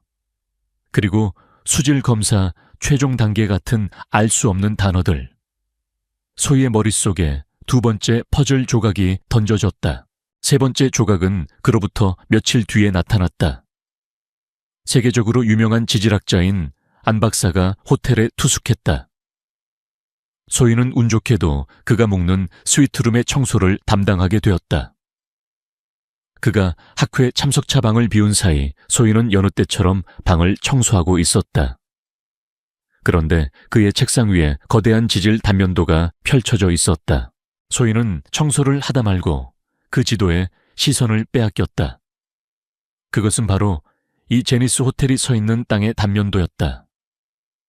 지하 안반층의 구조, 그리고 호텔의 자랑인 온천 스파의 원천이 되는 지하 깊은 곳에 온천 수맥의 흐름이 아주 상세하게 그려져 있었다. 그리고 지도 한쪽 구석에는 불안정한 단층선 지역이라는 표시와 함께 몇 군데의 붉은색으로 X 표시가 되어 있었다. 와의 지질학자가 이 호텔의 지하 구조도를 이렇게 상세하게 가지고 있는 거지. 보통의 손님이라면 절대 가질 수 없는 호텔의 기밀에 해당하는 자료였다. 그녀의 머리는 또다시 복잡해지기 시작했다. 그녀는 지도의 전체적인 형태와 붉은 X 표시가 된 위치들을 자신의 머릿속에 사진처럼 각인했다. 그리고 네 번째 조각. 그것은 이 부사장이 자주 사용하는 작은 회의실을 청소하다가 발견했다. 쓰레기통 옆 카펫 위에 떨어져 있던 유심 SIM 카드였다. 누군가 급하게 버리려다 실수한 듯했다. 선불폰에나 사용될 법한 익명의 유심 카드. 누군가 반으로 부러뜨려 놓았지만 소희는 그 두 조각을 몰래 주머니에 챙겼다. 이것 역시 이 최고급 호텔의 회의실 바닥에 있기에는 너무나도 어울리지 않는 물건이었다. 그날 밤 소희는 자신의 작은 자취방 침대에 누워 잠을 이루지 못했다. 그녀는 눈을 감고 지난 며칠간 자신이 모았던 퍼즐 조각들을 머릿속에서 조합해보기 시작했다. 찢어진 종이에 적혀있던 정체불명의 화학식 0.205%, 경쟁사 화학회사 직원과 이동욱 부사장의 비밀 회동, 수질 검사 최종 단계, 호텔 지하에 온천 수맥과 불안정한 단층선이 표시된 기밀 지도, 반으로 부러진 익명의 유심 카드. 이 네 개의 조각들은 언뜻 보기에는 아무런 연관성도 없어 보였다. 마치 서로 다른 네 개의 퍼즐 상자에서 꺼내온 조각들 같았다. 하지만 그녀의 직감은 계속해서 경고 신호를 보내고 있었다. 이 모든 것의 중심에 이동욱 부사장이 있고 무언가 좋지 않은 일이 벌어지고 있다는 불길한 예감. 그녀의 소심한 마음은 그만둬. 이건 네가 상관할 일이 아니야. 괜히 나섰다가 다치기만 할 거야. 라고 속삭였다. 하지만 그녀의 또 다른 마음은 만약 이대로 눈을 감았다가 끔찍한 일이 벌어진다면 그때 가서 후회해도 소용없어. 라고 반박했다. 그녀는 침대에서 일어나 책상 서랍에 넣어두었던 부러진 유심 카드와 낮에 기억을 더듬어 그려두었던 지도의 약도, 그리고 휴대폰에 저장된 화학식 사진을 꺼내보았다. 이것들은 다른 사람에게는 그저 쓰레기나 의미 없는 그림일 뿐이었다. 하지만 지금 그녀에게 이것들은 어쩌면 거대한 폭탄의 부품들처럼 보였다. 어떤 폭탄인지 언제 터질지는 알 수 없었다. 하지만 그 부품들을 본 사람은 지금 이 세상에서 오직 그녀뿐이었다. 조용하고 눈에 띄지 않던 청소부 박소희. 그녀는 자신도 모르는 사이에 이 거대한 호텔이 품고 있는 위험한 비밀의 유일한 파수꾼이 되어가고 있었다. 고유하던 제니스 호텔에 균열이 생기기 시작한 것은 아주 사소한 불만 사항에서부터였다. 호텔의 VIP 고객 몇몇이 객실의 개인 자쿠지 욕조를 사용한 후 피부에 가벼운 발진이 생겼다며 컴플레인을 제기했다. 처음 호텔 경영진은 대수롭지 않게 생각했다.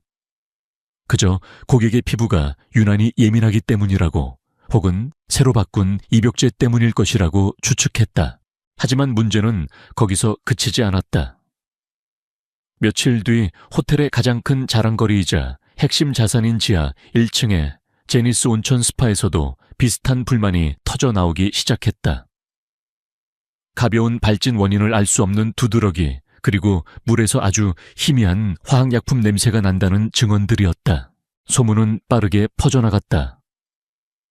호텔의 온라인 리뷰 게시판은 성난 고객들의 불만 글로 도배되었고 몇몇 파워 블로거들은 6성급 제니스 호텔 수질 오염 논란이라는 자극적인 제목의 포스팅을 올리기 시작했다. 완벽함을 자랑하던 제니스 호텔의 명성에 돌이킬 수 없는 흠집이 생기기 시작한 것이다. 현진우 회장은 격노했다. 그는 즉시 긴급대책회의를 소집했다. 호텔의 기술팀과 수질관리팀, 그리고 공식 온천 용품 납품업체까지 모두 불려왔다. 그들은 며칠 밤낮으로 원인을 분석했다. 수십 번의 수질 검사가 이루어졌고 온천수가 흐르는 모든 배관을 점검했다. 하지만 결과는 이상했다. 그들은 물에서 기존의 어떤 오염 물질과도 다른 정체불명의 유기화합물을 미량 검출해냈다. 기술팀장은 현 회장에게 보고했다. 회장님, 죄송합니다만 원인을 찾을 수가 없습니다. 검출된 화합물은 그 농도가 0.115% 미만으로 극히 미미해서 인체에 심각한 해를 끼칠 정도는 아닙니다. 하지만 특정 알레르기 반응을 유발할 수는 있습니다. 무엇보다 이 물질이 어디서 어떻게 온천수에 유입되는지 전혀 파악이 되지 않습니다. 배관에는 아무런 문제가 없었다. 외부에서 오염 물질이 유입될 만한 경로도 없었다. 호텔의 전문가들은 속수무책이었다. 박소희는 직원들 사이에서 퍼져나가는 소문들을 조용히 듣고 있었다. 수질오염, 원인 불명, 그리고 0.0005%. 그 숫자를 듣는 순간 소희의 머릿속에 경고등이 켜졌다. 그녀는 일이 끝나자마자 미친 듯이 자신의 자취방으로 달려갔다. 그리고는 떨리는 손으로 휴대폰을 열어 그날 이동욱 부사장의 휴지통에서 발견했던 찢어진 종이 조각 사진을 확인했다. 그곳에 선명하게 적혀 있었다. 정체불명의 화학구조식, 그리고 그 옆에 손으로 휘갈겨 쓴 숫자. 시건치 0.005%. 순간 그녀의 머릿속에서 흩어져 있던 모든 퍼즐 조각들이 콱쾅 하는 소리와 함께 하나의 끔찍한 그림으로 맞춰지기 시작했다. 첫 번째 조각 찢어진 종이에 있던 화학식과 농도. 이것은 지금 호텔의 온천수를 오염시키고 있는 바로 그 물질이었다. 두 번째 조각, 이동욱 부사장이 경쟁사인 태영화학의 직원과 비밀리에 만나고 수질 검사 주기에 대해 이야기하며 작은 유리병을 건네봤던 모습. 세 번째 조각 지질학자의 방에서 보았던 호텔 지하의 온천 수맥 지도. 그리고 불안정한 단층선이라고 표시된 호텔의 공식적인 배관 시스템 밖에서 온천수에 직접 접근할 수 있는 비밀스러운 경로. 네 번째 조각, 누군가와 비밀리에 통화하기 위해 사용했을 반으로 부러진 익명의 유심 카드. 결론은 단 하나였다. 이것은 사고가 아니다. 완벽하게 계획된 고의적인 사보타게 행위다. 이동욱 부사장. 그가 호텔의 심장인 온천 스파를 아주 미량에 추적하기 어려운 화학물질로 서서히 오염시키고 있었던 것이다. 그의 목적은 분명했다. 호텔의 명성을 실추시키고 주가를 폭락시킨 뒤 경쟁사인 태영화학의 모기업이 헐값에 호텔을 인수합병하도록 만드는 것. 소희는 온몸의 피가 차갑게 식는 것을 느꼈다. 이것은 그녀가 상상했던 것보다 훨씬 더 거대하고 훨씬 더 악랄한 음모였다. 그녀는 이제 단순한 비밀의 파수꾼이 아니었다. 그녀는 이 거대한 범죄의 유일한 목격자이자 진실을 알고 있는 단 한 사람이 되어버렸다. 그녀의 어깨를 짓누르는 진실의 무게는 너무나도 무거웠다. 그녀가 가진 증거라고는 흐릿한 사진 한 장과 아무도 믿어주지 않을 그녀의 이론뿐이었다. 경찰에 신고할 수도 없었다. 호텔 내부의 누군가에게 이야기하는 것은 호랑이 굴로 스스로 걸어 들어가는 것과 같았다. 누가 이동욱 부사장의 편인지 알 수 없는 상황이었다. 그녀는 작은 자취방에 홀로 앉아 창밖의 화려한 도시 야경을 바라보았다. 저 불빛 어딘가에서 음모는 지금도 계속 진행되고 있을 터였다. 그녀의 마음속에서 두려움이 파도처럼 밀려왔다. 하지만 그 두려움보다 더 큰 무언가가 그녀의 마음속에서 조용히 고개를 들고 있었다. 그것은 분노이자 책임감이었다. 이대로 침묵할 수는 없었다. 그녀가 눈을 감는다면 수많은 사람들의 땀과 노력이 담긴 이 호텔은 무너질 것이고 악은 승리할 것이다. 그녀가 무엇을 해야 할지는 아직 알 수 없었다. 하지만 그녀는 한 가지만은 확실히 결심했다. 나는 더 이상 도망치지 않겠다. 보이지 않는 청소부 박소희. 그녀는 이제 보이지 않는 탐정이 되어 이 거대한 음모의 심장부를 향해 홀로 걸어가기로 결심했다. 박소희는 더 이상 이론만으로 이 음모를 파헤칠 수 없다는 것을 깨달았다. 그녀에게는 누구도 반박할 수 없는 구체적이고 물리적인 증거가 필요했다. 이동욱 부사장을 그의 범죄 현장에서 직접 잡아낼 증거. 그녀의 새로운 임무는 호텔 어딘가에 숨겨져 있을 독극물 투입 장소를 찾아내는 것이었다. 그녀는 우선 이 부사장의 주변 인물들을 더욱 세심하게 관찰하기 시작했다. 그녀의 레이더망에 걸려든 첫 번째 인물은 야간 근무조의 보안요원 김 씨였다. 그는 유독 호텔의 지하층과 기계실 주변을 자주 순찰했고 최근에는 자신의 월급 수준에 맞지 않는 고가의 시계를 차고 다니기 시작했다.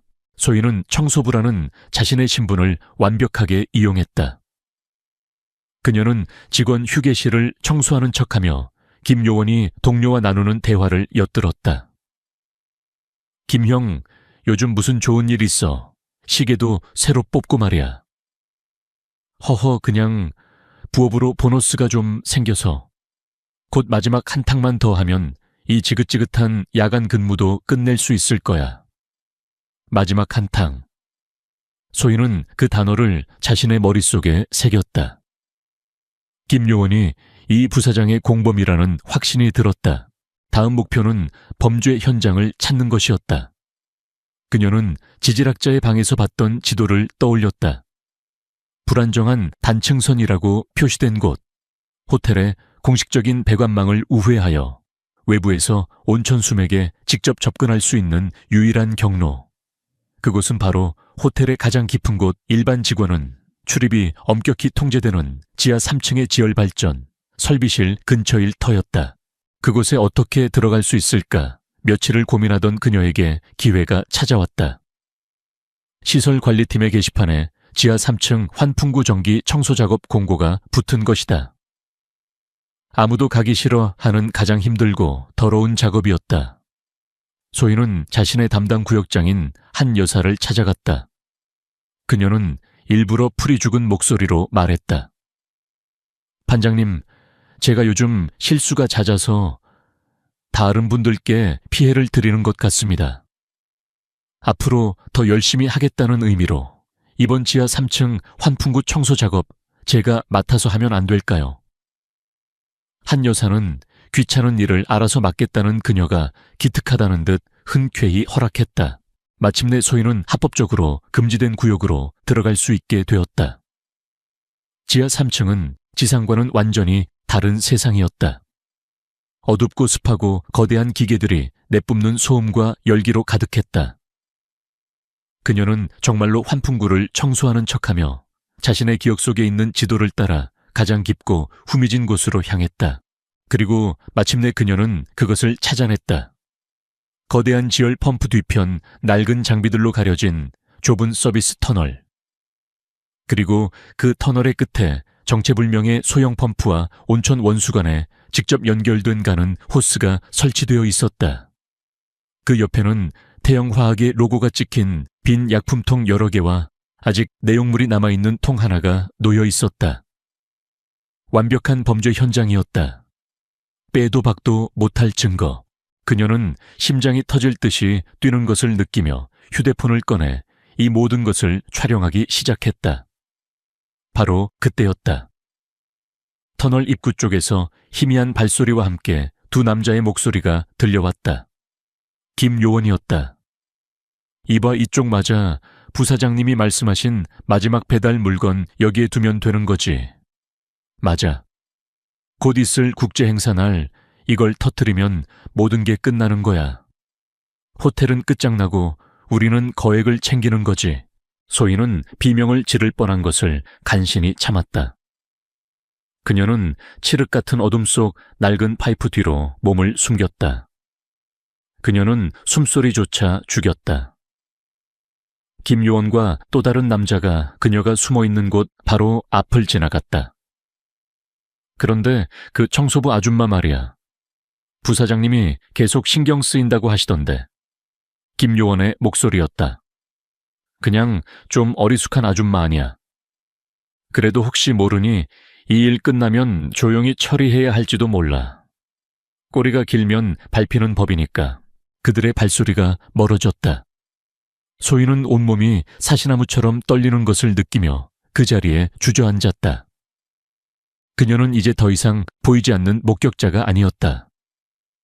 그녀는 그들의 제거 대상이 되어버렸다. 그녀는 이제 이 호텔에서 가장 위험한 인물이 된 것이다. 그녀는 간신히 몸을 일으켜 그곳을 빠져나왔다. 그녀의 휴대폰에는 이제 거대한 음모를 증명할 모든 증거가 담겨 있었다.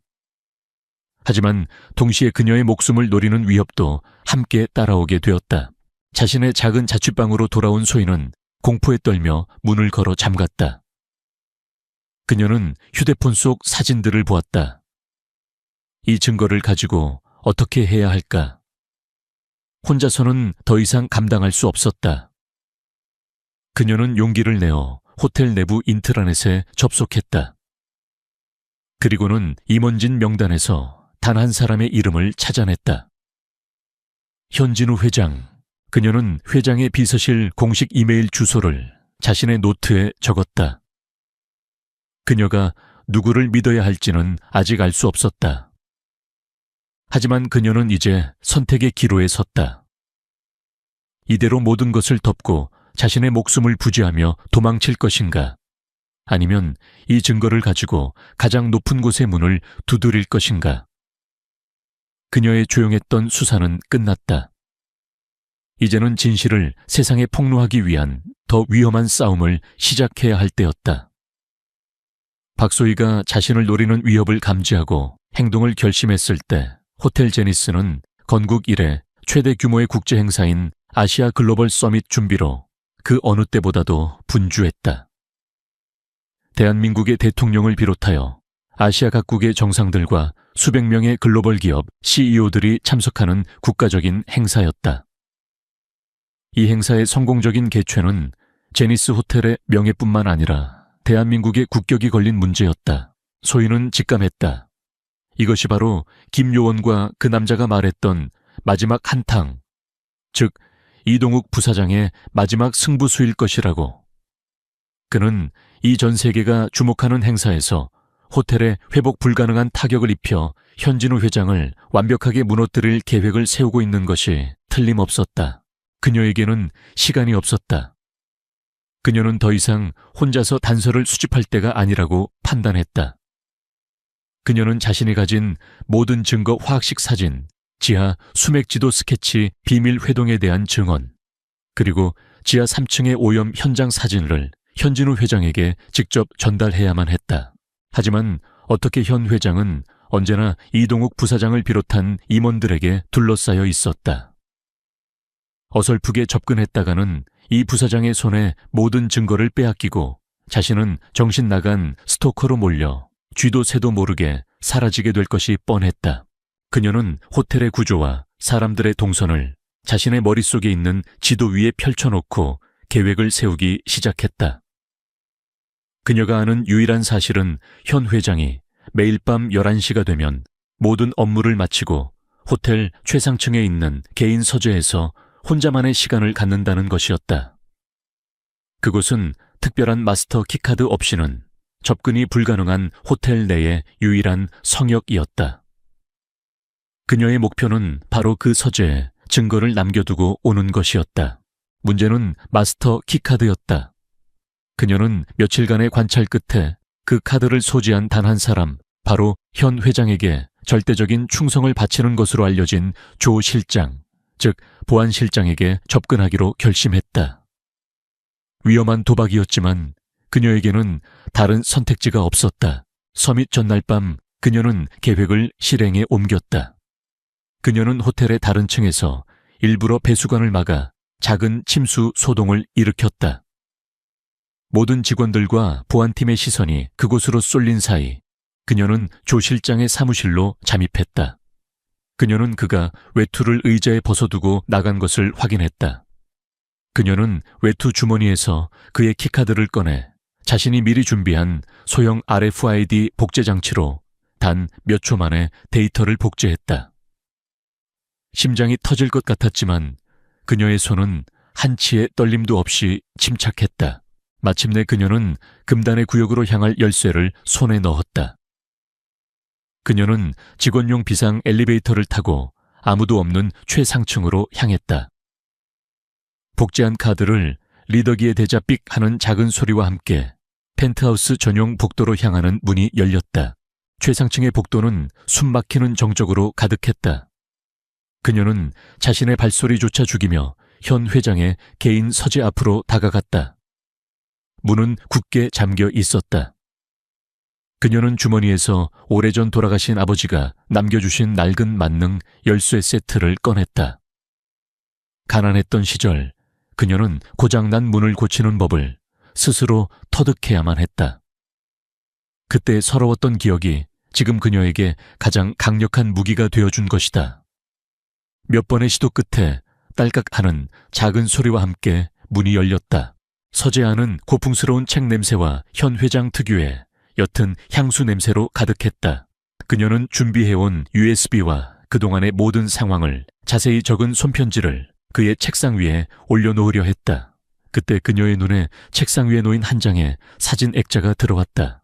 사진 속에는 지금보다 훨씬 젊은 시절에 현진우 회장이 환하게 웃고 있는 한 여인과 그녀의 손을 잡고 있는 어린 소녀와 함께 서 있었다. 소희는 그 자리에서 얼어붙었다. 숨을 쉴 수가 없었다. 사진 속의 어린 소녀. 그 소녀는 바로 그녀 자신 박소희였다.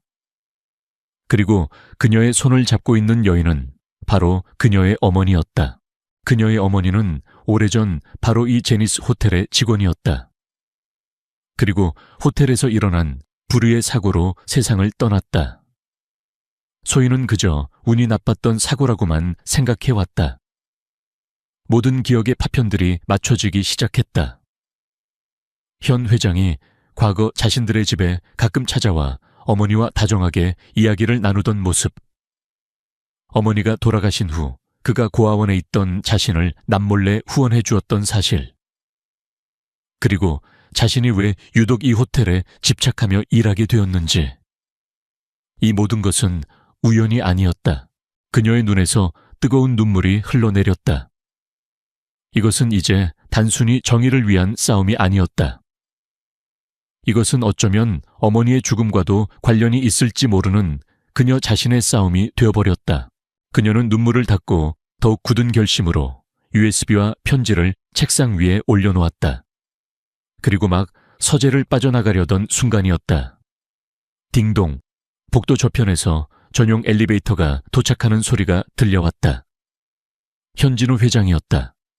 예상보다 일찍 돌아온 것이다. 소희에게는 피할 시간이 없었다.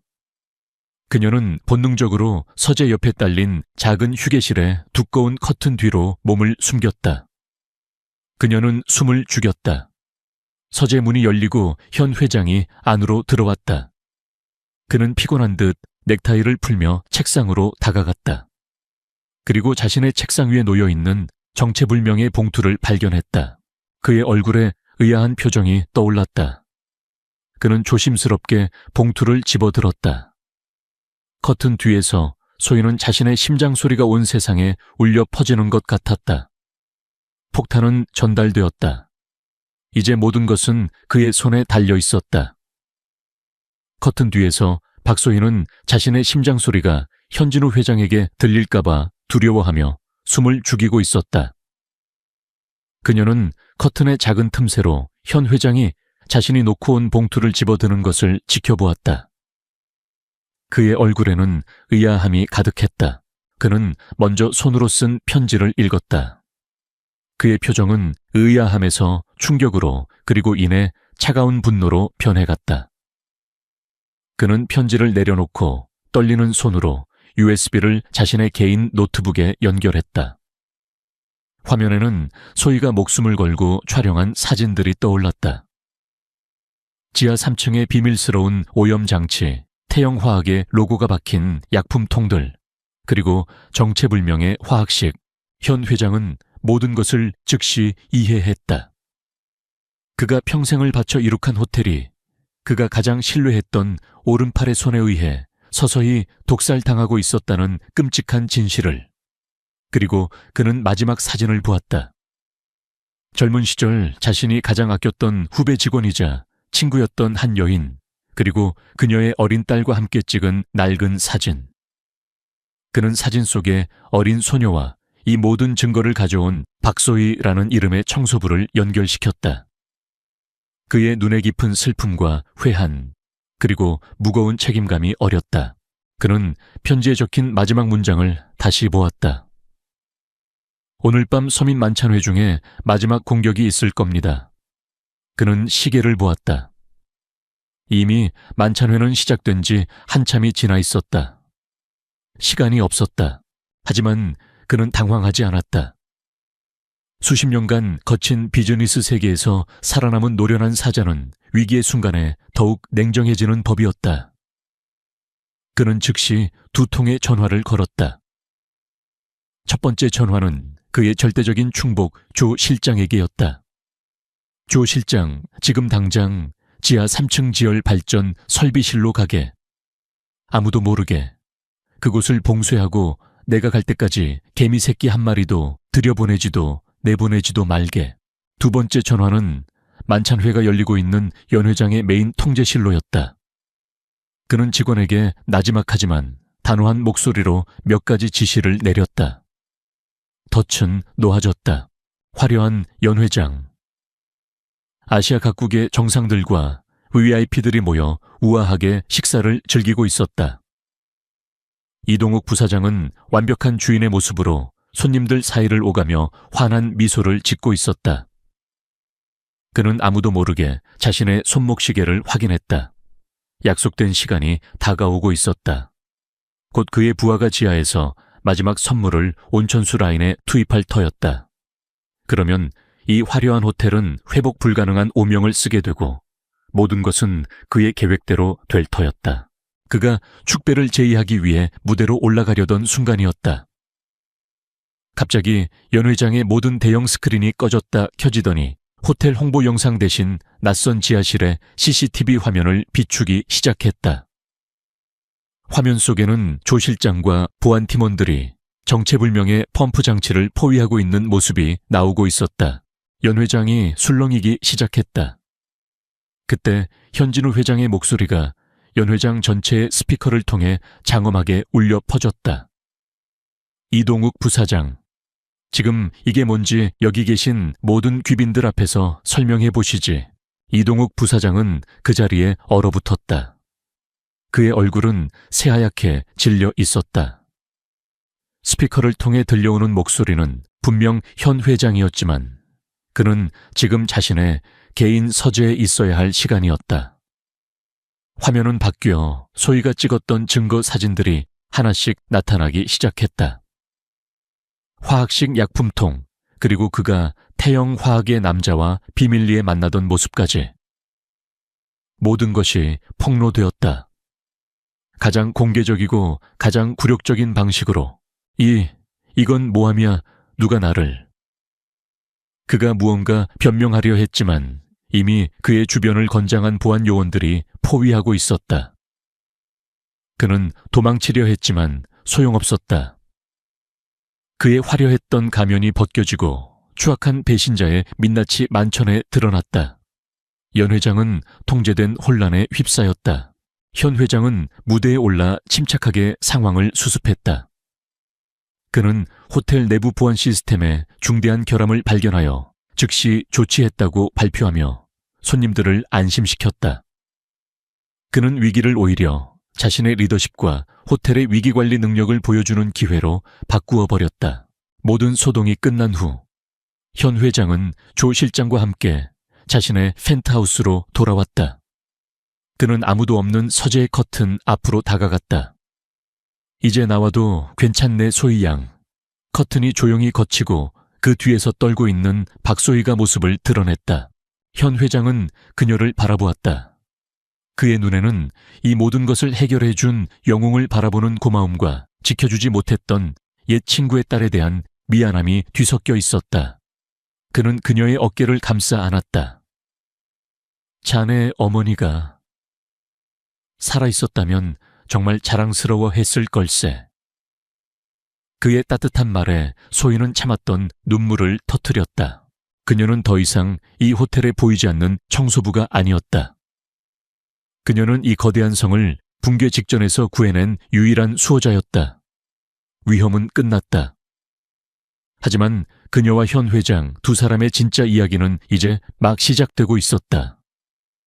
아시아 글로벌 서밋은 성공적으로 막을 내렸다. 그날 밤 연회장에서 있었던 소동은 호텔 내부의 긴급 보안 시스템 점검으로 알려졌고 대중들은 아무것도 눈치채지 못했다. 이동욱 부사장과 그의 공범들은 그날 밤 조용히 사직 처리되었다. 실제로는 국정원의 비밀 부서로 넘겨져 기업 스파이 및 국가기관 시설에 대한 테러 행위 미수 혐의로 강도 높은 조사를 받게 되었다. 그들의 추악한 제국은 소리 소문도 없이 역사의 뒤양일로 사라졌다. 며칠 후 현진우 회장은 자신의 집무실로 박소희를 다시 불렀다. 더 이상 위기 상황이 아니었다. 두 사람 사이에는 차분하고 따뜻한 공기가 흘렀다. 현 회장은 그녀 앞에 거액이 담긴 봉투를 내밀었다. 소희 양 이 호텔을 구해준 것에 대한 나의 작은 성의일세. 이걸로 새 삶을 시작하게. 하지만 소희는 조용히 고개를 저었다. 회장님, 제가 원했던 것은 돈이 아니었습니다. 그녀의 대답에 현 회장은 씁쓸하게 미소 지었다. 그는 그녀가 그럴 줄 알고 있었다. 그녀는 그녀의 어머니와 똑 닮아 있었다. 그는 책상 서랍에서 오래된 사진 한 장을 더 꺼냈다. 그가 젊은 시절 소희의 어머니와 함께 찍은 사진이었다. 소희 양 어머니는 단순한 사고로 세상을 떠난 게 아닐세. 현 회장은 수십 년간 묻어두었던 진실을 털어놓았다. 과거에도 지금의 양 회장처럼 호텔을 노리는 다른 경쟁 세력이 있었다. 당시 시설 관리팀에서 일하던 소희의 어머니는 우연히 그들의 사보타주 계획을 알게 되었다. 그리고 그녀가 그 사실을 폭로하기 직전 호텔 공사 현장에서 불의의 추락사고를 당했다. 모든 것이 사고로 위장되었지만 현 회장은 그것이 명백한 살인이었음을 알고 있었다. 하지만 당시에는 증거도 힘도 없어 아무것도 하지 못했다.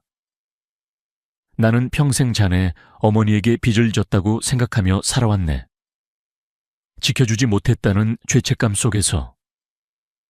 그런데 이제 자네가 나를 그리고 이 호텔을 그리고 자네 어머니의 명예를 지켜준 셈이야.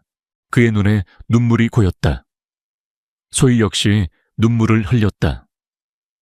그것은 슬픔의 눈물이라기보다는 모든 것을 이해하게 된 자의 뜨거운 눈물이었다. 나는 더 이상 자네를 청소부로 일하게 할 수 없네. 현 회장이 말했다. 그렇다고 해서 자네를 갑자기 임원 자리에 앉힐 수도 없겠지. 자네는 그런 걸 원하지 않을 테니. 그는 새로운 제안을 했다. 그래서 자네를 위한 새로운 부서를 만들었네. 품질 위험 평가팀.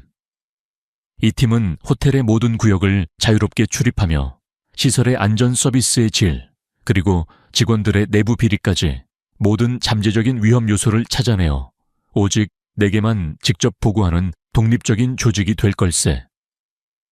그는 소희의 눈을 바라보았다. 박소희 팀장, 자네의 그 남다른 관찰력과 정직함 그리고 침착함이 이 호텔을 지키는 최고의 무기가 될 걸세. 이 호텔에 보이지 않는 수호자가 되어주게.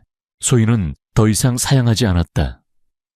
이것이 자신의 운명이자 어머니의 못다한 일을 이어가는 길이라는 것을 깨달았기 때문이다. 그녀는 조용히 하지만 단호하게 고개를 끄덕였다. 몇 달 후, 호텔 제니스는 이전보다 더 안정되고 활기찬 모습으로 운영되고 있었다. 그리고 호텔 안에는 새로운 전설이 생겨났다. 직원들 사이에서만 쉬쉬하며 이야기되는 회장 직속 유령팀에 대한 소문이었다. 그들은 평범한 직원처럼 보이지만 호텔의 모든 것을 꿰뚫어 보고 있으며 아주 작은 비리나 위험 요소도 찾아내어 뿌리 뽑는다는 소문. 그 소문의 주인공 박소희 팀장은 더 이상 낡고 회색 비친 청소부 유니폼을 입지 않았다. 그녀는 활동하기 편하면서도 단정한 정장을 입고 있었다. 그녀는 더 이상 고개를 숙이고 다니지 않았다. 그녀의 시선은 날카롭게 호텔 구석구석을 살폈고 그녀의 걸음걸이는 조용하지만 자신감이 넘쳤다. 어느 날 오후 그녀는 호텔 로비를 순회하고 있었다. 그녀의 눈에 한 신입 청소 직원이 손님에게 무시당하며 어쩔 줄 몰라 하는 모습이 들어왔다. 과거의 자신의 모습이었다. 그녀는 조용히 그곳으로 다가갔다. 그리고는 그 신입 직원의 어깨를 가볍게 두드려주며 아무 말 없이 따뜻하고 격려가 담긴 미소를 지어 보였다. 괜찮아. 나도 그랬어. 하지만 너는 혼자가 아니야. 라는 의미가 담긴 미소였다. 그녀는 다시 자신의 길을 갔다. 호텔의 가장 높은 곳으로 향하는 엘리베이터를 타고 통유리창 너머로 펼쳐진 서울의 풍경을 바라보았다. 그녀는 이제 이 거대한 성의 가장 낮은 곳에 있던 하인이 아니었다. 그녀는 이 성의 가장 높은 곳과 가장 낮은 곳을 모두 아우르며 그곳의 모든 사람들과 가치를 지키는 이름 없는 수호자였다. 그녀만의 방식으로 그녀는 이 호텔의 새로운 심장이자 영혼이 되어가고 있었다.